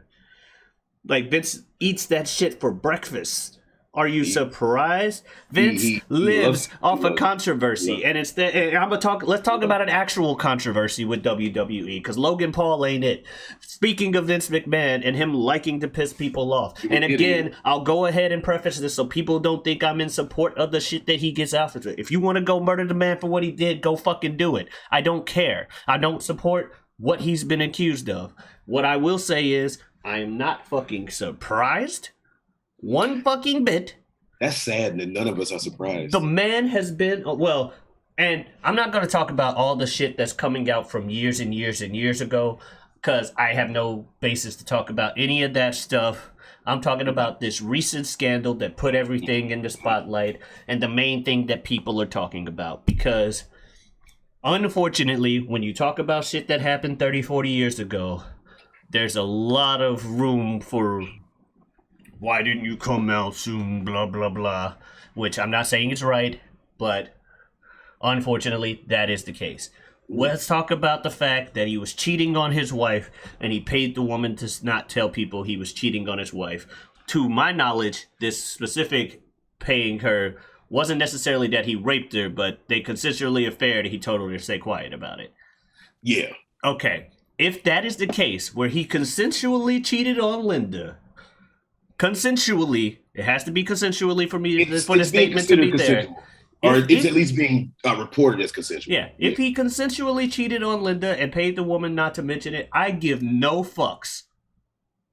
Vince McMahon is a guy who has ran multiple storylines where he tells you, I cheat on my wife. Especially back in the Attitude Era and early Ruthless One Aggression. of which he's like, I would cheat on my wife if the chick was in a coma. Because she's like vegetative state in a wheelchair on stage while he makes out with Trish Stratus in front of her. Or Stacy Keibler or one of the hot blonde chicks in the past. One of the biggest pops like ever in wrestling was WrestleMania 17, where all Linda did was stand up and confront him in the ring when he wrestled Shane in the street fight and then kicked him in the dick. Like I was trying to explain to someone at work, like Vince McMahon, the on-screen character, is not a guy who is meant to be liked whatsoever. This is a man who let a guy who, according to the canon of the story, let a guy kidnap his daughter, try to sacrifice her to some false god, and or force her to marry him, as well as torture the rest of his family. Also, he could fuck with some bald dude that works for him. I don't think anything that you're saying actually comes off as bad as you think it does, because honestly, a lot of what you're saying is like very apropos. You're like, none of us are surprised. What you're saying is true shit. It's I don't want people to think I'm in support of the other shit that people are trying to pile onto this recent accusation. That's why I'm trying to frame it in the frame of this recent accusation. Right. I get why you're saying, okay, I don't want y'all to take this the wrong way, because I understand that. But a lot of what you're saying is true. It's like, I think what is very telling, and it's true, is the entire wrestling world, all of us who, still watch wrestling or whatever, especially us older people, like if you're on the other side of 25, especially like shit, the other side of fucking 28, but all of us who like still watching wrestling and shit, when this shit came out, none of us were shocked. That is very telling. Like, None of us were shocked. Oh no, billionaire Vince McMahon cheats on his wife. Oh boy, I'm so surprised that he cheated on his wife. Oh no. But that is very telling that nobody was surprised about this shit. I think my first question was, well, was it consensual? It seems like it. Oh, then I don't care. Also, to go to my point that brought up my bringing this in, and the whole Vince likes pissing people off. The man has been on TV more since quote unquote stepping down. Yes, what the fuck? Than he was before this. He's come out every week. Literally the first time that it happened, he comes out the following Friday. He steps down and then comes out that Friday to address the WWE Universe, only to say, WWE has always been about then, now, forever. And now it will be about then, now, forever, together. And puts the microphone down and walks away. Pretty much saying, fuck you, I'm staying. Ain't shit you can do about it. No chance in hell. It was him on the Raw and SmackDown subsequently after this shit was the most middle finger to the audience ass shit. Oh my god! The man loves pissing people off. And then the way he promoted the shit to be all like, I'm gonna address it tonight, and everybody's like, "What the fuck are you doing addressing?" Man addresses the WWE. And everybody's like, "What the fuck are you talking about addressing this shit in character? What in the fuck?" And he did this shit, and everybody was like, "That was it." And this was my thing, though. This was my thing. Everybody was like, that was it. But I was like, hey, But you know what? He got you to watch, didn't he? And I was like, damn, he got you to watch, didn't he? He got you to watch, and you were pissed off afterwards, which you talked about it even more. And that's what the man thrives off of. Much like we were talking about the, Mr. Treeway on our Whatever We Want podcast thing. Some people just take their negative stuff. That's an 8. Oh, 8. Shit, that is 8. Dumbass. 6, 8. Like, that's an 8. Oh, shit. Anyway. Some people just take their negative press and turn it into money. And Vince McMahon has been doing this for like 50 fucking years and doesn't look like he's ever going to stop unless some actual criminal charges get pressed against him. And he successfully goes to jail. Because if criminal charges get pressed against him and they drop, his ass will still be on your TV every other week. He'll just work it into a fucking storyline. He has so much money now too that him going to jail is going to be difficult because he can pay a whole lot of motherfuckers that the man could damn near literally steal cookies from the cookie jar. Like, you could have him on camera and he could fucking like pay enough lawyers to somehow get off. No one is rich enough to stay out of jail. That's true, but now money does make it harder. It's harder to put them in there, but no one's rich enough to guarantee they won't be in jail. That Bernie Madoff motherfucker went to jail and he was one of the richest motherfuckers on the planet at the time. But at the end of the day, the facts is the facts. Your ass is going to jail. You're going to jail now. You're going to jail now. Shout out to motherfuckers in our generation back in the day, shit. Anyways, but no, man, like, but this is my whole thing with it, because like I said, a lot of what you said, I understand why you preface it that way, but none of what you said I think came off crazy. It's like, no, that's facts. And I agree with pretty much most of it, if not everything that you dropped. But my thing is, a lot of people are like, could this be the one thing that finally, like, does end WWE or does end Vince? I thought that for like all of a day. And then you see Vince on TV looking like ain't nothing wrong, and it's like, And then I'm like, nope, all right, yeah, Vince McMahon remains. Because the funny thing is, like a week before that, I was watching a stream where someone's like, they can't cancel Vince McMahon. The man is on screen saying nigga. Yeah, he did that shit back in the day. And walked off right after that too. And they immediately cut to a black guy right after. A black couple, man and woman. Right. Like, he didn't just say that. And that's all they said about it. He just like, all right, my nigga. And walks away. It's like, if that ain't get the man canceled, nothing will. I know I previously talked about it either on one of our failed podcast attempts or whatever we want, but the motherfucker fought God. Like, come on, man. Like, he also had a match against God. Man fought God. And then he told God to get jiggy with it. He's had a match against God, has a known friendship with Donald Trump. Yeah. He fucking did, like you said, he did several angles where he was blatantly cheating on his wife in the most craziest of ways. Even after WrestleMania 17 storyline, but they stopped that. Yeah, he was gonna do that shit. Yep, he was planning on doing that shit. No, he fucking, and I mean, okay, a lot of that is like you're playing a character, but at the same time, when you run the company, you do definitely have veto power to be like, hey, maybe not this. Also, well, the man clearly separates characters and that as far as what he's willing to put on TV. But when your character you're playing has your fucking name, that's completely different. Like, for Undertaker to be like, I'm a fucking kidnap a girl, sacrifice her on a cross, and/or force her to marry me. That's crazy that Undertaker was doing that, but it's not like he was out there straight up going, I am Mark Calloway. and I am kidnapping a woman. When Triple H took the same girl, kidnapped her, drugged her, and literally forced her to marry him. You know, it wasn't I'm Paul Levesque and it's out there saying Paul Levesque kidnapped a girl, drugged her, and forced her to marry her against her will without fucking knowing, only to tell her when she was at her regular wedding later. No, Hunter Hearst Helmsley did that. Not Paul Levesque. And technically, not even Hunter Hearst Helmsley, Triple H. Like it's like different parts Which of. is short for Hunter Hearst Helmsley. I'm being. People still call the man Hunter. I'm being semantic.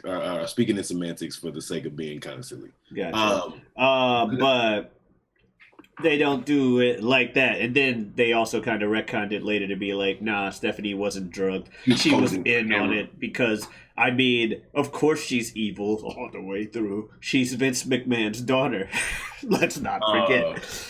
I mean, shit, people are even speculating with this. They're like, well, is that why Shane, like left the company because he knew some shit was going down? And then Stephanie, what was saying, and Stephanie ends up, putting that whole thing about I'm stepping down, but then you find out she got pushed out. But then people are saying, well, did she actually leave because she knew some bullshit was happening and said bye?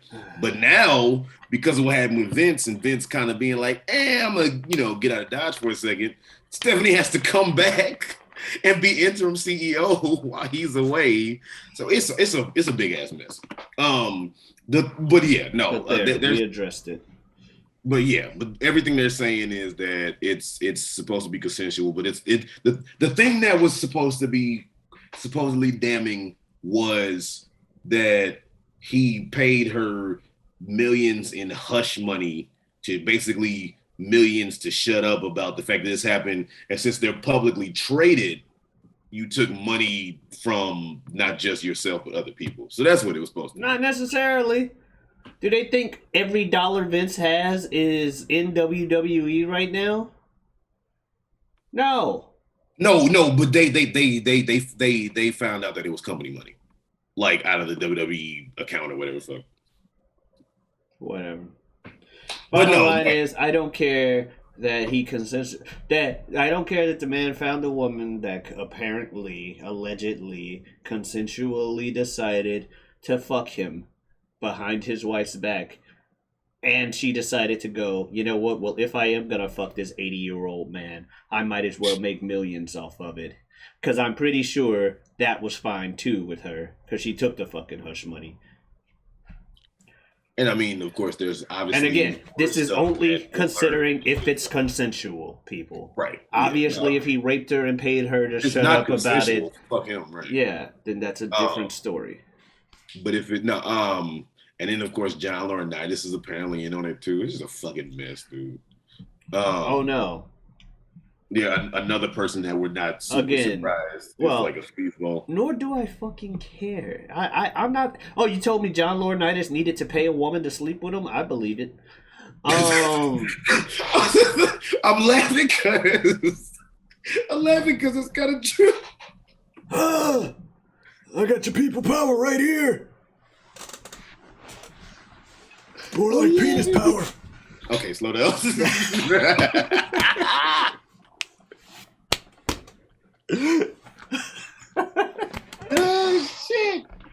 Oh shit.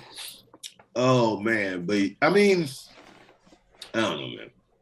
Could it be the damning blow of Vince and his connection to WWE? Time will tell, but I know, right? The time will tell, but probably not. Probably fucking not. Never heard that song, by the way. Me either. I look for it. Could not find this shit. Anyway, going back to Cena's return, it was I saw clips of it on the WWE YouTube channel. Have not seen the promo in its full entirety. Same. But it was nice to see Cena back. Cena is the last big star in fucking WWE, period. They tried doing it with Roman. They could have honestly done it with Becky, which would have been crazy for a second. But they didn't really like pull the trigger as far as they could have with that. What? But no, what? Not as far as they could have. What do you mean? They made her huge, but not as huge as she could have been, I think. Becky 2 belts, literally doing the thing Roman did before Roman, running her division, winning one of the first main events for women at WrestleMania. I don't want it to be misconstrued. I mean, she was big, but she could have been big. All right, I'm not gonna blame WWE for that. And that's not even me talking about like male women thing. The only thing that stopped her fucking momentum the first time was the fact that she decided to have a fucking baby. WWE didn't say, "Hey, go home and fuck Seth Rollins." No, she and Seth Rollins decided they wanted to have a fucking family. No, I'm not either. I'm saying, you're saying WWE didn't try to push her hard enough. They had her be like damn near unstoppable for a whole fucking year. They had her beat Ronda fucking Rousey and be one of the only people to beat Ronda fucking Rousey, who they also tried to push as unfucking stoppable. They had her come back and immediately invalidate Bianca Belair in like 2 seconds after she came back from being pregnant, and then hold the title for a fucking year again. Like, I don't know what more they can do to push her. They put her over thing. They copied the fucking Marvel intro for her fucking WrestleMania entrance with the fucking big time Bex. They want you to know this is, aside from Charlotte, the other woman we care about. They invalidated Sasha Banks repeatedly to the point where she just walked out of the fucking company because they wanted to push Becky Lynch and Charlotte Flair. Like, I don't know what else you want them to do. I'm not going to fault them for and be like, oh, they didn't push Becky hard enough. They didn't let the bitch lose for 2 fucking years. And put both belts on her like they did Roman. Like, they literally gave her the fucking Roman treatment. And when she came back after the pregnancy, she's like, ain't no woman here worthy of touching my boots. All the other women are useless. Now, unlike Roman, she lost recently. If you're mad about her losing recently, I need Roman to have lost a year ago. Like, you can be the big dog and be at the top of the company and not win every fucking match. Every top star, whoever you are, needs to lose at least like a few times. No, I'm not saying that. Like, what more did they need to do to push her? Because she was as big as they could. Big Time Bex is not as good as the man Becky Lynch was, first of all. I think Big Time Bex is dope. Big Time Bex is dope. The man Becky Lynch was fucking incredible at the height of the man. And I feel like the only reason the man Becky Lynch stopped being a thing is because the woman Becky Lynch got pregnant. I'm talking about even in the height, because she relinquished the title in the height of the lockdown and like the bubbles type shit. And again, not WWE's fault. But I'm saying she was huge in the man before lockdown even hit. Yes. And in the height of that, she got huge. But I do think that there was a little bit of like, okay. Where was the slight? That's what I'm trying to hear. What, she was huge with the crowd. There was a crowd at the WrestleMania that the man Becky Lynch beat Charlotte Flair, the other person that they treat as the only other woman worthy of anything as far as WWE is concerned. She beat the only other 2 women WWE cares about at WrestleMania in front of a crowd as the man Becky Lynch, and became Becky 2 belts. The man Becky Lynch with her 2 fucking belts. That is as taking advantage of that being the man as WWE can do. They gave her. That's a fair argument. I can't think at the moment like how I'm trying to phrase what I'm trying to say. And that's a fair argument. How much more? What do you want them to do? Give her the fucking cup? Give her the men's championship? Is that what you're saying? The man Becky Lynch should have won the men's world heavyweight championship? I'm not saying that. That's funny. That's funny. I'm not saying that, but that was funny as shit. Make her take the tag. Oh, she didn't. She wasn't a tag belt champion while she had both women's championships and ran both divisions.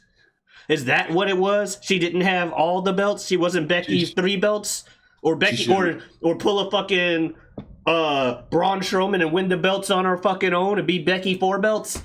The man, Becky Lynch. You should have had a FTR run. No, I'm not saying that shit. Like, I get you. Like, Becky is not as big now as she was when she was the man, Becky Lynch. And don't get me wrong, the only thing that stopped that initial man run was Becky her damn self. I'm not saying that I don't. I love, like I said, I love me some. And I'm not mad at her for having a kid. Do your life. You younger than me and you more successful than me and all that shit. I ain't here to tell you living your life wrong.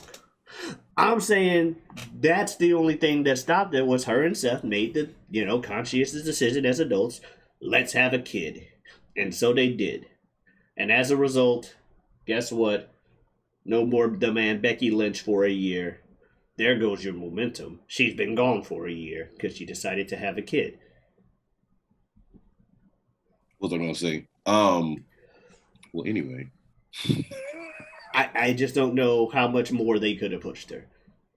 After you fucking made way more of a better example than I could have right now. I don't know how to phrase what I was trying to say it after you just kind of high school debate team that fucking shit out of my ass and fucking whoop my ass in that fucking debate. I'm not even like it wasn't so much about that. I know you weren't trying to win. It came from. I'm giving you credit. It came from I'm just saying. It just came from a legit. Well, what else were they supposed to do? That's all I'm asking. I'm giving you credit for honestly making a better claim because I have a way. I just don't know how to phrase it right now. What I'm trying to say, and you made much better points than I did. So there you go. But no, going back, John Cena was the last big star in big transcending star in WWE. I also don't think she ever would have reached John Cena status. I kind of agree with you on that. I mean, who's to say whatever? But I kind of agree. I kind of agree with you on that. But shit, Roman is hypocritically trying to after he did the whole he came breaking into Hollywood. You're not here all the time, and now he's fucking starting to be in movies. Which is everybody that makes that point eventually does it. Cena did it to The Rock. Yep. The Miz kind of tried to do that with Cena, and even though The Miz is still clearly a WWE superstar, his whole gimmick is look at all these other movies and stuff I do. He got Miz and Mrs. And he has the Miz and Mrs. and stuff. Come on now. But no, Cena comes back, man, and I have said since within the last 5 years or so since Cena left, 5, 6, however many years since Cena left, I appreciate Cena so much more now than I did. Like, I'm not gonna say throughout his run. I'm gonna say towards the end of his run or whatever, because now it's like you could look back and be like, oh shit, this man really was fucking he's not being shoved down my throat. So now I can look back and be like, oh, duh. So yeah. Mm-hmm. Because when they were sometimes, and I mean us wrestling fans, some of us more than others, and I'm not saying that to say you, I'm saying that to say the wrestling fandom is fucked in a lot of cases. But some of us more than others, but us wrestling fans, sometimes we can't see the forest for the trees. So Cena coming back and it's like, oh shit, yeah, no, the man always was this good, y'all. And that's why he's getting the credit he fucking deserves. Like, no shit. All right, so the let it play out crowd. That's like, oh, they made a decision you don't like? You wrestling marks are so fucking impatient. Let it play out. We've been letting Roman play out since 2019. Here it is. I was never. We've been letting Roman play out. We were letting Roman play out way before that, but I'm not talking about Roman's entire career. I'm talking about his current title run. Mm-hmm. The man has not been pinned or submitted since Baron Corbin, of all people, pinned his ass. Baron Corbin's the last person to get a pin on Roman Reigns, which is hilarious in its own right, and they still decided to throw him down the drain to take away his one thing he had, which was that the end of days was a good move. No, Oh, and yeah. now it's useless like every other finisher. We talked about that. They should have at least built up, if you were gonna have somebody kick out of it, build up how big of a deal that is. At least. Point out that no one, not even the tribal fucking chief, has kicked out of this move. At least make it a big deal, so that way when Drew kicks out of it, it's like the whole crowd like erupts, like, oh shit. Yeah. Same thing with the Charlotte thing. They took away her fucking figure 8. They made it not as strong anymore. Same pay-per-view. Oh shit! They had what's her name not tap out, only to have Charlotte win anyway. That's right, Rousey. Yeah. I hated the way both of those things ended because both of them were unnecessary. No one in their right mind thought Baron Corbin had any fucking chance of beating Drew McIntyre. Man literally said, haha, your sword's named after your mom. That's why it's useless because that bitch is dead. He did the Christian shit before now. Or some shit like that. Some shit like that. He did some other like, haha, your mom is dead. Ha ha ha ha ha shit. Like what Christian is doing. So everyone knew Baron Corbin was getting his ass whooped at WrestleMania and that Drew McIntyre was likely swinging that sword at his ass. You didn't need to ruin his credibility by having Drew kick out of the end of days. They should, or if you're gonna do it, make it a big deal. Because they squashed the storyline after that, so now Baron Corbin has a non-effective finisher. For what? If you're gonna do it, make it a big deal. That's my big thing because, like, okay, we know give the man. If you're gonna hold or make people kick out his finisher a hell of a lot sooner than like 5 years into his career, because if you give someone a finisher that you protect for that long, you give them a fucking belt. Because that finisher is fucking potent. And if people want to go the top belt, give him a belt. And if people want to be like, well, it don't make sense. How does he have to do it? Well, you realize his finisher is fucking devastating, right? No one kicks out of the fucking end of days. Yeah. The whole puncher's chance thing is a lot more believable when you have a finisher that can't be kicked out of. Now, Jericho's a big name regardless. However, the fact that no one's kicked out of the Judas effect at all means that if someone gets hit by the Judas effect, unless they find a way to roll out the ring or get a rope break, because there's other ways you can get around the whole no one kicks out of this finisher, which they also could have had Drew do. If you're going to do that, that way you always have that chance. Or Kenny Omega. No one's kicked out of One Winged Angel. Again. Yeah. So anybody Kenny goes against, if he hits that move, you're like, well, shit, he can probably win. It's kind of like John Cena's whole point when he went to Roman of, actually, yeah, I bet y'all wishing y'all kept the end of days thing now so that you can be like, hey, we need someone to fight fucking Roman because everybody keeps dying. Oh, well, Baron's the last person to get it. That's when you do it, actually. Baron's the last person to fucking get a pin on Roman. And he did it with the end of days. So John Cena's whole promo when he went against Roman, like, you did all this stuff, but I only need 1, 2, 3. That's a lot more credible when you have a finisher that hasn't been kicked out of 5 times by the other person. Like, attitude adjustment for what it is, and iconic as it is, there have been numerous times where he's had to hit like it 4 or 5 times on people. Facts. Baron Corbin, end of days, end of match. Done. Even Roman's not immune to that shit. And you build a storyline around that. Because Baron Corbin with his fucking wisdom score of 3 challenging people he had no business challenging and then pissing them off, which is what the character does. And he does it very well. And to the fact that it's one of the reasons I like the character because he's so fucking stupid. Haha, the Shield was one of the most unbeatable teams ever. We think we can beat you. Team up again. You won't. You fucking idiots. You fucking idiots. And then they team up and beat the shit out of him. And he's like, like, that's just what Baron Corbin do. So him going to Roman and having an actual credible reason to be like, I think I can take you, Roman.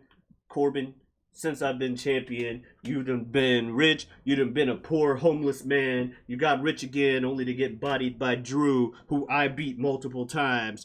You ain't worth my shit. Oh yeah? Well, I'm the last person to beat you, motherfucker. And I did it with the end of days, a move that's never been kicked out of by anybody, including you. So I think I got a chance. And then he gets his ass whooped. Okay. Yeah, like I said, at least you build it up to your point. If you're gonna do it, make it a big. Because like, okay, we know the match was, underwhelming because Undertaker got concussed, but at least Brock ending the streak, which I don't think should have happened, but at least Brock ending the streak was a big fucking deal. Well, yes, because the streak was a big fucking deal. And at least, and because to that whole credit, because I also agree that it shouldn't have ended. But I'm with Mick Foley and Vince McMahon. Oh, if anybody's gonna do it, right? It kind of has to be Brock Lesnar, because it's one of those things. Is like it could have been Kane, who, due to outside of wrestling things, nobody likes anymore. I still like the character, even though the guy himself kind of exposing himself recently. But the character Kane, I'm not gonna stop being a fan of the character Kane because of what is happening in real life. Because at the end of the day, it is sports entertainment. That said, Brock Lesnar, is just, he's a force to be reckoned with, or at least he used to be. Now Roman's pretty much taken all the venom out of Brock's fangs. Because they keep putting him against Roman only to lose. If Brock would have won a couple of these, if they were trading the belts during this Tribal Chief run, okay, keep putting Brock versus Roman. At least there's a reason that Brock still seems like a threat. But Brock has lost like the past 5 matches they had. Brock's no longer a threat to Roman. I hate to say it as a giant Brock Lesnar fan, but it's what it is what it is. But for as far as taking the streak, that Brock Lesnar, fucking terrifying. Yeah, I would see him taking the streak. And Vince told Taker, because Taker's like, are you sure you want to do this? He's like, well, if not now, who?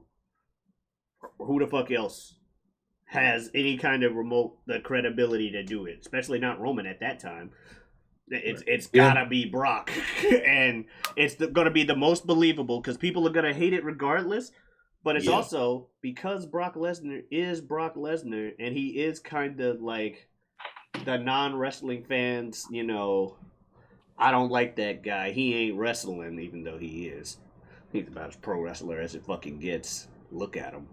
But and that's the thing. He don't give a damn about the business. And Mick Foley in one of his little stand-up things, he's like, let me tell you, Brock Lesnar does not give a shit about you or pro wrestling, which is exactly why it had to be Brock Lesnar to beat The Undertaker. Because who else would you realistically look at and be like, oh, he has no respect for tradition. He ruined the fucking Undertaker streak. That asshole. And it works, especially because he had Paul Heyman with them. And Paul Heyman is great at making you hate somebody. Paul Heyman is so good, man. Paul Heyman comes off so believable on that fucking microphone. I don't know what that man does, but when I watch people like Paul Heyman and like Samoa Joe and CM Punk, they got something where it's like, these motherfuckers are believable as shit. It's crazy. But I mean, yeah. To segue off of that, before we close this shit out, pick a name out of these. Who's gonna win Money in the Bank? Oh yeah, that's a ladder match. obviously, this is gonna come out after Money in the Bank happens because we're recording it like early in the day of. But we can still do the predictions and see. So out of these names, who's winning the men's? Seth freaking Rollins, Drew McIntyre, Sheamus, Omos, Sami Zayn, Riddle, or Madcap Moss. Ew. I agree. Of those people, Seth fucking Rollins has the best chance of being a quote-unquote credible threat to Roman. Because Roman's few victories during this Tribal Chief thing over Seth have been kind of man. You know, they're the only ones with some kind of question marks. He's beat the shit out of Drew multiple times. Sheamus, sorry, buddy, you haven't been champion material in a long ass time. I wish you were, because I do like Sheamus, but no. Sheamus is more of like a legacy type of wrestler now, more than like other like shit like that. If he were to win a belt, I would believe it because he's been a champion before. And he's been there forever, right? But I agree. I don't see him beating Roman for that belt, cash in or otherwise. So we got Drew, Seth. Drew's lost. Drew does nothing but lose to Roman. Even though he's a former champion, they took the title away from him to give it to Roman, and they've done nothing but belittle him ever since. And I hate that he won it right and when lockdown hit, so he like did that whole reign and then won it in front of nobody. Omos hasn't fought Roman, but he just got bodied by Bobby Lashley pretty fucking free. Omos ain't ready. And he's a big man. He's a big man in a multi-man match, and 9 times out of 10 they don't win because everybody just teams up on him. And yeah, you just need a big man to do strongman spots, but he's ripe for the picking of being that in this match. Riddle's high as fuck, he ain't winning. And Madcap Moss, I don't know. Has he stopped injuring people? I guess. If he hasn't, Vince might do it. Vince likes rewarding people who injure people. Did you talk about how you feel about Sami Zayn? Did you bring him up? Oh. Sami Zayn is in the match too. Sami Zayn wins and Finger Poker dooms it. Like he lays down for Roman? Yeah. Wow. Yo. The only person because they're not giving Roman streak to Sami fucking Zayn. And you know it as much as I do. If they were gonna treat that man like a credible threat, they would have given him a belt a long time ago. There's only really two names in this match that hold any type of weight, and that's Seth and Drew. And then you could also say, because of the way they built up, maybe a Riddle. No, Riddle already fought Roman and got bodied. He's too busy being high as fuck and wishing Randy were here. He's surprisingly bigger than you would think, too, Riddle. Oh, no. He's a former MMA fighter. Riddle technically could be a credible champ. However, WWE don't like him. Only reason they gave him that Randy Orton run was because Randy's like, I like getting high with this guy. Give me a run with him. Then Randy got injured, and they're like, did you enjoy the spotlight, Riddle? Cool. You won't be in it much longer. Damn, that's so true. What was I gonna say? Randy and his face hoodie. Motherfucker, every time he's a face, he always wears that sleeveless hoodie. Oh, is that every time he's a face? I'm telling y'all, every time in the history of this man's career that I can remember, because he's pretty much a career heel. But in the history of this man's career, anytime this man was a face, he always brought that hoodie out. Like, well, that's why I was saying, like, for the most part, when Randy is a face, it's because he's beating up heels, but he's usually just doing Randy shit. But I think when he's like actual face, he has the fucking hoodie on, like you're saying. Because he was an actual face with this Riddle thing. Because he's too busy. And that's another reason why Randy was a decent threat for Roman. And to go with that earlier point I made about keeping credible threats distracted. Well, why isn't Randy fighting Roman? He'd be a credible threat. He's like a 13-time champion. You're right. But he's really fucking high right now and chilling with this pothead in the tag team division. If he stopped smoking for a minute, maybe he'll think, oh yeah, I should probably go try to get that belt. But now he's fine over here. I want to talk about motherfuckers' music. By the way, for a hot second, I love Riddle's music. It sounds like some old school West Coast rap. I love that shit. Like some old school, like off Dr. Dre's. By the way, I keep talking about being high and shit. I love me some Matt Riddle because he's just. I love the fact that his gimmick is just, here's this pothead that's strong. Then one day it was like, yo, I'm wrestling, bro. Ibn cannot stand Riddle. I fucking love Riddle. And the more ridiculous they got with it, with the scooter and the fucking birds. Why were the birds? The birds are dumb. The birds are dumb. I like Riddle. The birds are dumb. The birds are dumb, but that's why I like them. I like him because it's so fucking over the top stupid. But Riddle's an over the top stupid character. He's Like just here. I like the Scooter. I even like the Evil Knievel, like fucking One Piece romper, whatever shit that is. Like I like everything about. But the birds are dumb. Like what is this bird shit? What is Why this? not?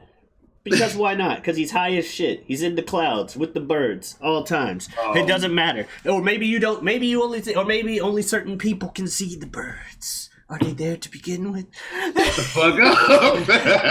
Yo, dog.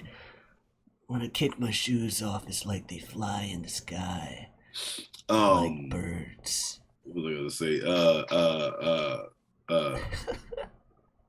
I say Seth Rollins wins because if not him, who else? And Sami Zayn doing finger poke of doom shit. Obviously, there are other names that could win this and then most likely not win the title. But I'm picking Seth just because Seth is the biggest name in the match. Seth makes sense. I'm picking Sami because of this whole honorary Uso shit. Oh yeah, he is doing some shit with it. Hence me saying he finger poke of dooms it. Now I see where you're coming from. Money in the Bank match is gonna be amazing, obviously, because they usually are. What was I gonna say? Lacey Evans, Alexa Bliss, Liv Morgan, Raquel Rodriguez, Asuka, Shotzi, and Becky Lynch. Becky. This match actually kind of has more like, oh, okay, those names are actually kind of hold some weight around each other. Yeah, Becky and Asuka. I was gonna say Lacey Evans might take it. She's been built up for a minute and never actually cinched the title. Lacey Evans might exactly. No, and she might take it and not win the title. Maybe she will, but she might take it and not win the title. Who's the champion right now? At least have it. Who is the fucking champion right now? Charlotte and Bianca. Becky. Wait, no. Charlotte and Ronda. Becky. Yeah. Wait, no. Fuck. I'm speaking wrong. Bianca and Ronda. There we go. And that is right. Bianca has the Raw. Ronda has the SmackDown. Becky. Yeah. Triple threat for the fucking both belts. Becky tries to beat Becky 2 belt again. Becky 2 belts too. Becky hates both of those women right now. She actually has storyline-wise. She has history with both of them. That is true. I say Lacey gets it, and Lacey goes against somebody. Will she win? That might be cool, but either way, this is just Lacey's first brush with championship. I'll be fine if any of the other women win. I'll be fine if any of the men that I didn't mention in that previous match won. Even though I feel like it's not going to go anywhere.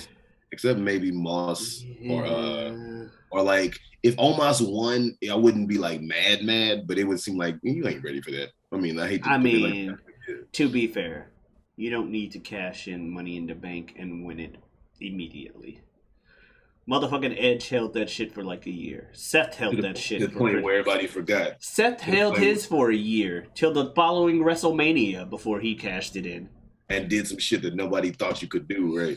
Mm. So yeah, but I say I got Seth because who else? And I got Lacey because she's been built up a lot, never had a brush with gold. So this will be her brush with it. If she wins or not, this will be the brush with it. So, who is going to be the next AEW champion? You know, I'm starting to end every episode with this. Who's going to be the next AEW champion? So we're assuming Moxley's losing it? If Moxley loses.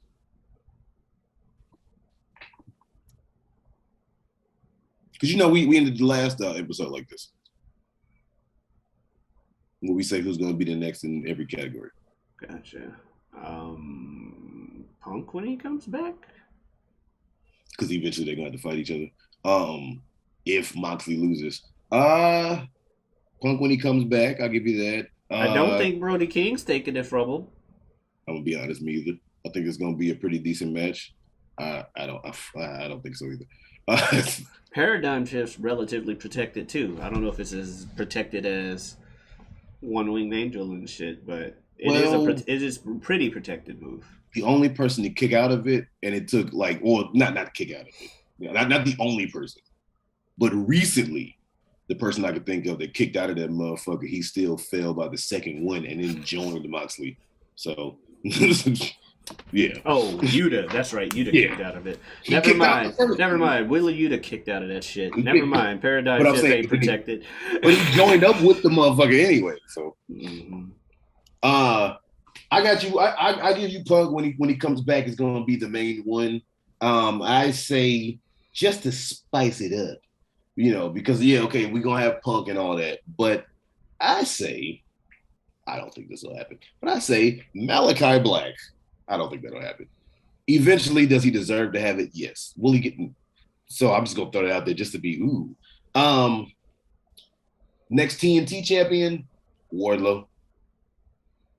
He got this thing going on right now with him and Scorpio Sky. Eventually, they might, if it doesn't happen before All Out, which they should build it up and do it All Out. But if it doesn't happen beforehand, Wardlow. Yeah. Wardlow is built since Wardlow became a singles competitor. He's been building to having a championship, and he's got this shit going with Scorpio. Wardlow's gonna get that. Yeah. Next TBS. I still say eventually Athena or Chris Statlander for that matter. But I still say Athena's gonna take it off of Jade. Should be Athena. Probably gonna be Chris. Chris more so just because she's been there a while and the fans are ready for her to have anything. The next main championship, as far as like women's, that is a little hard to call now because since I've said nobody's seemed credible enough, now they're starting to make people seem credible. So now they got Toni Storm wrestling for this bitch, and I'm not upset about it. I don't want Thunder to lose it for a minute, but I still say the next person to have it should be Jade. Take both belts. A lot of people were thinking that they were going to do that a while ago. So whenever they do it, Jade having both belts would be crazy. Jade just keep her undefeated like streak going, and then have TBS and the main one. That'd be wild. The next All Atlantic. Miro. Yeah. Shout out to Steven Larson where they were like Miro's whole thing is much better in the chase than actually getting the championship, which I agree. But eventually Miro. Actually, I think Malachi will have it before Miro. Because he actively hates Pac right now. Yeah. Yeah. I'll give you that. Miro hates God. And is trying to take down God. If he gets a belt in the process, cool. But right now, he's hurting people to get closer to God so that he can kill God, which is hilarious to me. Yeah, no, like that is pretty much legitimately this man's storyline. I doubt he'll have a match with God because we saw how that turns out. That far. But storyline-wise, this man is looking for God so he can kill him. He's on his Kratos quest right now. And you know what? He can wait a minute for the belt. He is literally, no, you're right. He's literally going around talking about how dare you fucking like betray me. Fuck you, God. Yes, that's my God has done so and so. He's also, I think, used a line along the lines of "I'm going to find God and kill him." Like that's his quest right now. Might be right. I think you might be right. Like, I still say eventually next one is Miro, but I'll give you Malachi on that. Next tag team champions, come on, man. FTR. Theoretically. Who do you think? I can't think of anybody other than FTR, but I also feel like Young Bucks is going to hold on to this belt a while because, we own the company. Well, yeah, obviously. They're really good wrestlers, too, and a credible tag team champions for you people out there. And they're killing the business. They're not killing the business. I'm being goofy because people say that. I'm nowhere near that. Like again, my comment earlier about AEW enabling and jumping and hurting yourselves for the sake of the pop. That's not me being a knock on them killing the business. It's Literally just what they're doing. And the Young Bucks like jumping off of shit and doing things. The only thing I don't like is how often, and they're only a part of the problem, how often super kicks get used. I didn't think you were saying they were killing the business. I was making fun of other people for saying that. Mm-hmm. Because like that's why they fucking called like their their like autobiography or whatever shit, like killing the business and something because everybody was saying they were, which is the stupidest shit ever. But no, obviously this part of the First Sunday podcast is just reckless speculation just for the hell of it to have a little fun. Do I really think that all these people, or you for that matter, really think all these people are going to be next in line and win this belt whenever? Maybe, but at the same time, just having fun. But yeah, all that being said, another episode of lifelong friends, lifelong wrestling fans doing what wrestling fans do, and that is giving a lot of reckless speculation and speaking about a lot of things that we only know a finite amount about. So we just having a little bit of fun. If you like wrestling or if you don't like wrestling, for that matter, engage in the discussion, say some stuff in the comments, talk to us. We'll get back to you. Some of y'all may have commented on some Whatever We Want episodes and we haven't commented yet. So we need to respond to some of those. All that being said, tune in the first Sunday of the next month, which will be August. And we will go ahead and talk about what happens in within the month of July. What's so funny is at the end of each one of these, now I don't do it anymore because third time's a charm. But the last two, I was like, what are we going to talk about? What's going to happen? And then each month, crazy ass shit happens. And it was like, well, I don't have to worry about, is there going to be anything to talk about? Because, tune in next month, First Sunday Wrestling. Very much appreciate you guys watching. And if you want to follow us on our respective socials, yours truly for that matter, you can go ahead and find and follow me anywhere you stream your music. Because like I said, my name is Jazz, but I go by Superjaz when I'm rapping. So go ahead and look up anywhere you stream music for the debut solo album I dropped last October, which is My Secret Identity. You may have to put in Superjaz, My Secret Identity, since I'm not so famous yet. And that is spelled Superjaz. Also, if you want to go ahead and find me and follow me on Twitter, you could find me under Superjaz2, which would be Superjaz number 2. And of course, you can follow me on Instagram under the moniker Forever Super Jazz, the word forever spelled correctly. And of course, the Whatever We Want podcast every Wednesday. 10 Central, 11 Eastern, here on the same channel under this name. Where can they find you, sir? First of all, you can find me here every week, every Wednesday on the Whatever We Want podcast. You can also find, the Whatever We Want First Sunday or whatever the hell we call it. First Sunday podcast wrestling on this channel. It's still the same Whatever We Want podcast channel, but you get my point. Find me here every first Sunday of the month. You can also find me elsewhere on YouTube under feogrande. That is Feo Grande.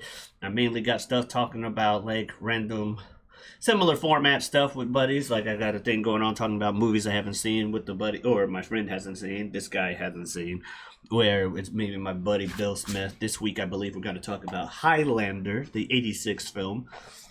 1986, fantastic year. Zelda came out, JoJo's, Highlander. It's just a great year. 3 ain't enough, man. I need 5. I lost my time. Where can they find you? Yes, you can also find me on Twitter and Twitch under Giotavi. That is Giotavi.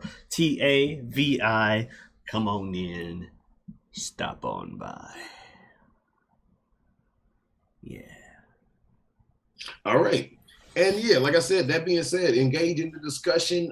Let us know, whatever you think about anything that we may have spoken about, how you feel about this, that, whatever for that matter. But if anything, we'll see you all in the next month. Happy Independence Day. Word.